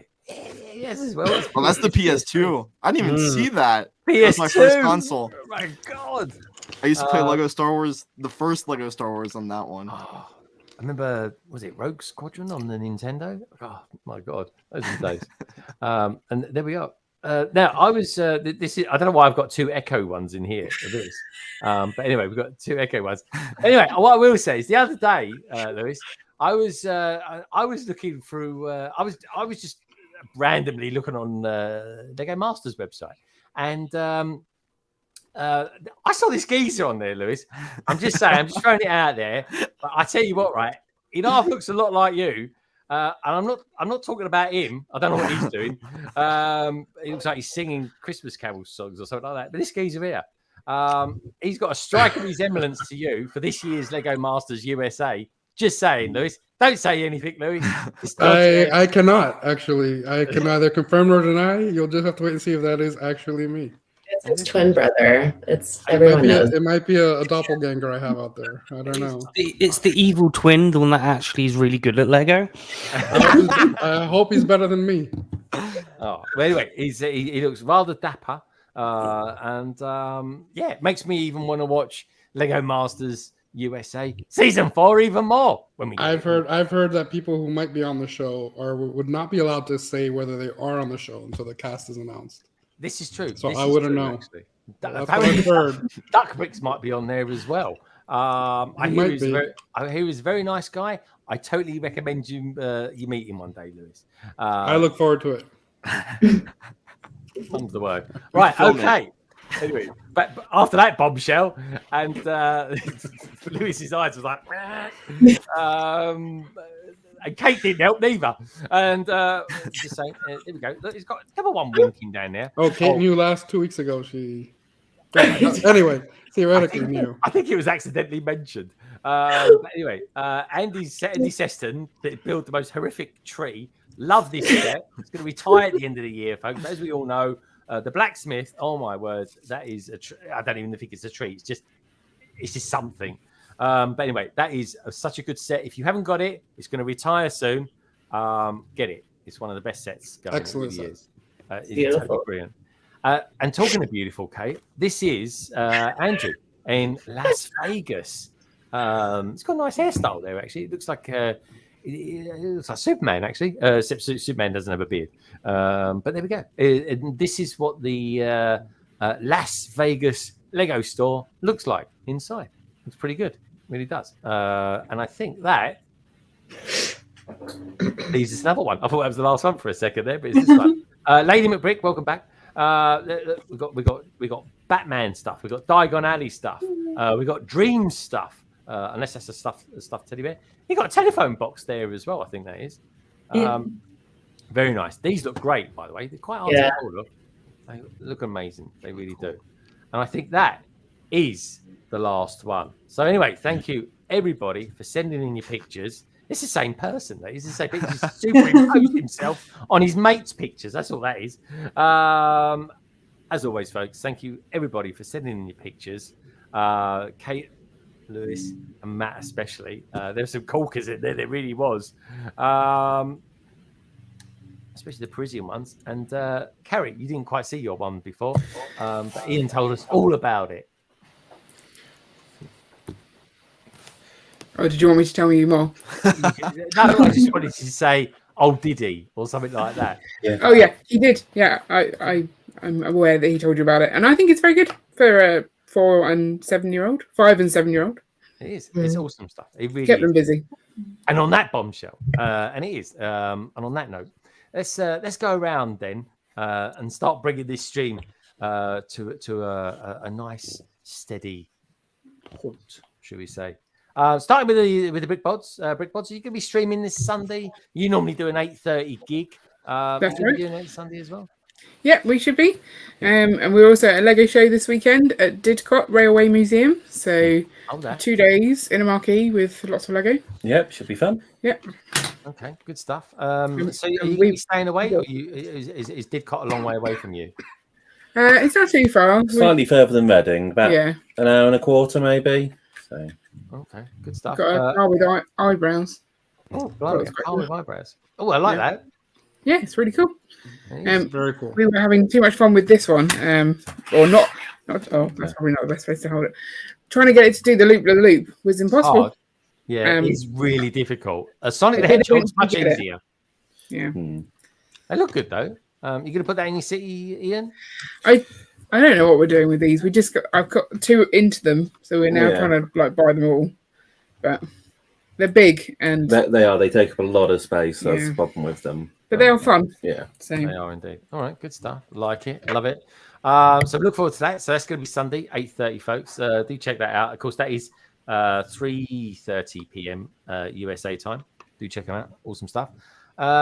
Lewis, are you going to be doing anything Lego-fied over the course of this coming weekend or next week, or maybe give us like personally, or yeah? Are you going to be doing anything, or are you kind of just sort of? I'm working on a chilling mock. at the moment? I'm just working on this new mock that I'll show you guys a little preview. It's very early. All right, let's take a look then.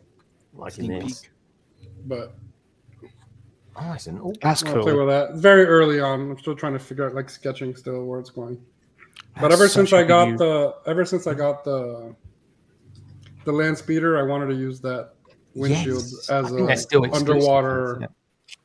So when I saw the orca the other day, I was like, that's exactly what I want to do. Kind of reminds me of the Meg. I haven't seen the film, but I see that advert on the Meg where you got the little girl looking out of the glass. Yeah, and you got the kind shark of. I thought about using the new Great White instead, but I don't know. The orca, I like the happier scenes better. Yeah, no, definitely. All right, good stuff. Amazing so work. That's what I'll be working on, I guess. All right, good stuff. Nice. It sounds amazing. A nice creative weekend, which is what it's all about. Don't forget, folks, check out the survey as well. Give us a thumbs up while you're there. And don't forget, if you want to know anything about anybody who's on the panel, then check out the description because you'll find all the details down there as well. Matt Mellish, the top dude. Are you gonna be working on any sort of stuff that Lego sent you, maybe, or maybe working on your tree house and stuff like that? What are you gonna be up to this weekend? Always doing new stuff. I'm actually on a stream tomorrow at 3 p.m. Eastern time with More and More on Twitch. So we had back-to-back streams both days. I'll be continuing this treehouse build on Twitch this upcoming week, Thursday and Saturday. But as you see in my backlog, it's a never-ending mountain. So I'm gonna try to be digging into that and making some content coming out here soon. Matt, if you want to send me some of those sets, I'll put them together. Yeah, send them over. It's the best problem to have. I feel so bad for you. I just want to help. I appreciate it. Yeah, I'll make my way through eventually, but I think, once I realized that I can't make content out of all of it, it allowed me to pull back and start appreciating my own building time a bit more. Yeah, that's great. Good stuff. Sounds awesome, Matt. Can't wait for your content. Love your stuff, my friend. Appreciate I really it. Thank you very much. You're most welcome. Kate, gorgeous Kate, you're going back to school next week. Does that mean, Kate, the season of the Brick Huntress is over now for another year? Until like my breaks, probably. No, I mean, she won't I'm going stop. to continue my content on Instagram. We're running the Let's Build Monochrome challenge right now until next Friday. So if you guys want to participate, you're more than welcome to. Any monochrome build counts. We've seen a lot of minifig mashups and like kind of theme mashups, because really the Everything is Awesome set is pretty much the only monochromatic build or set out there right now.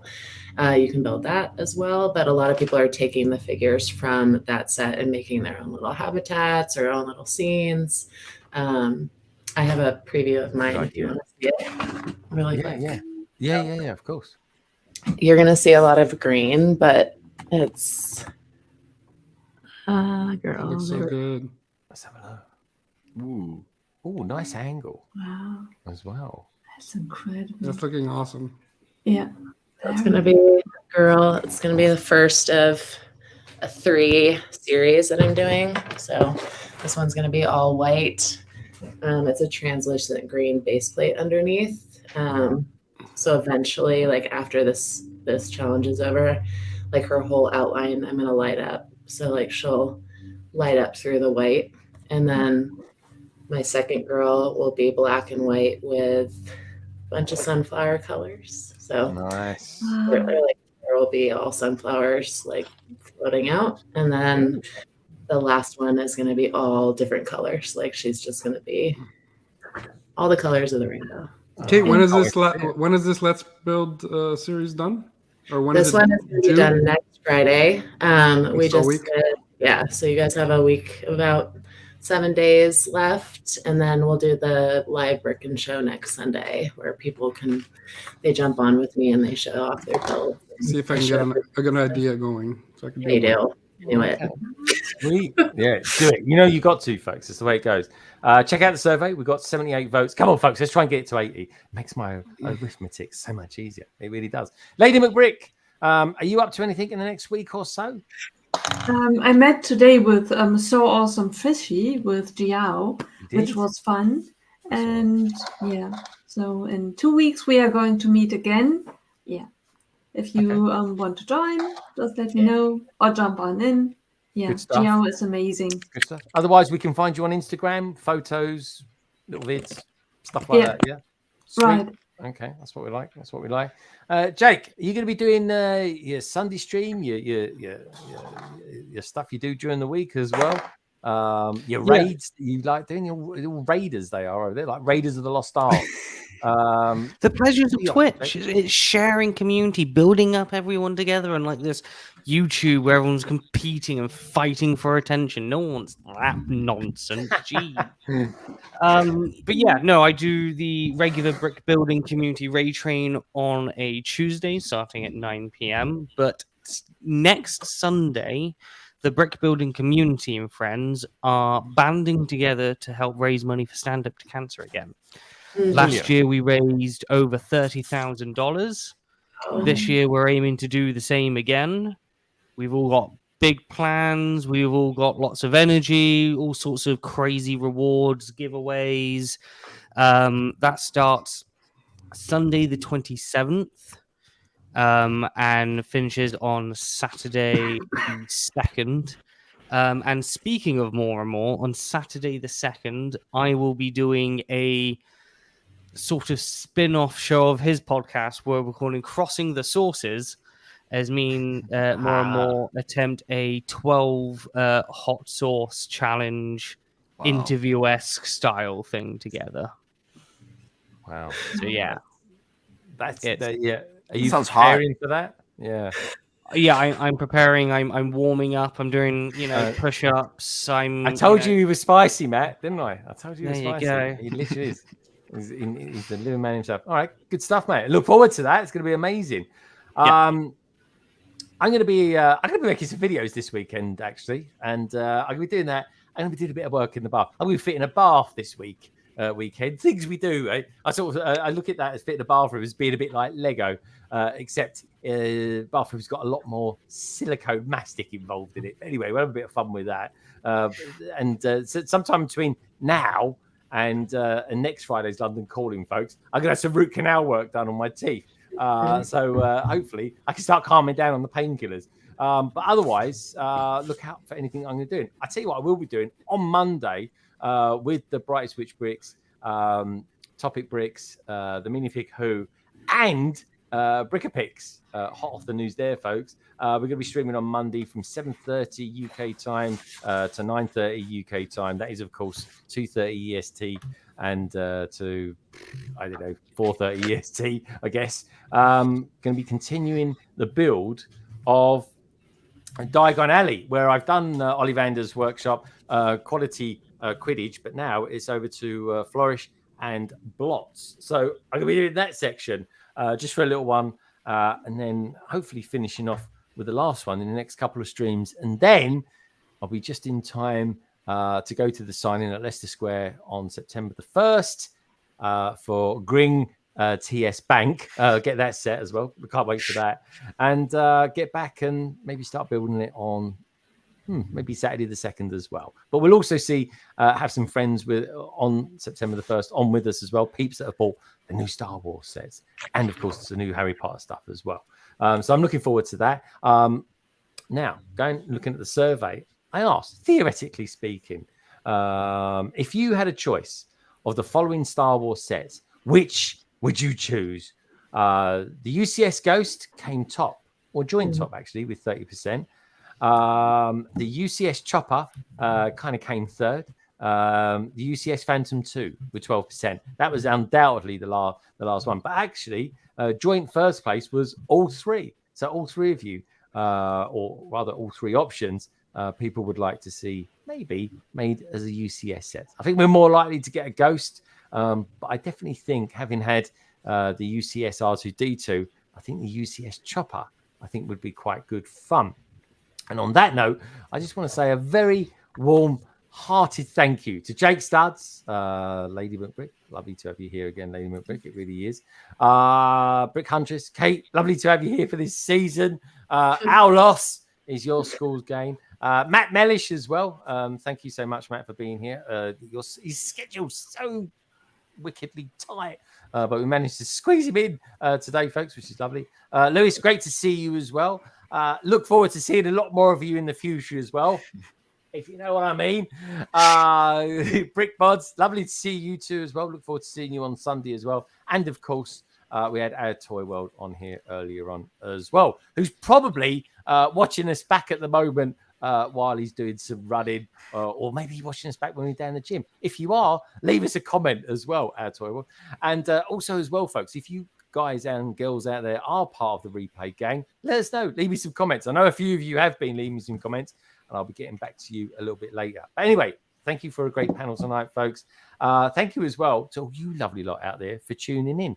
The likes, of course, of the Minifig Who, Echo Bricks, Brightest Witch Bricks, KO. Thank you for being here. Oh, so one other thing I want to say as well is good luck to the Lionesses on Sunday versus Spain. Fingers crossed we bring it home. Also, we had Johnny Builds out there, Ethan the Artisan as well, which is kind of cool to have you out there, Ethan. Lovely to have you there. Brickapix, of course. Aaron Brickerhoff, Andrew Madlib was out there too. We also had Paul F, One Brick Stud, Set to Build was there too, Minark, and Larry Legend, to name but a few. And if you take one thing away tonight with you, folks, other than us having a great time, is of course that Lego is a wonderful thing, and each and every one of you are too. Take care, have a wonderful weekend, and I'm really out of breath. Cheerio, good night. Bye. See you next week. Bye. Bye.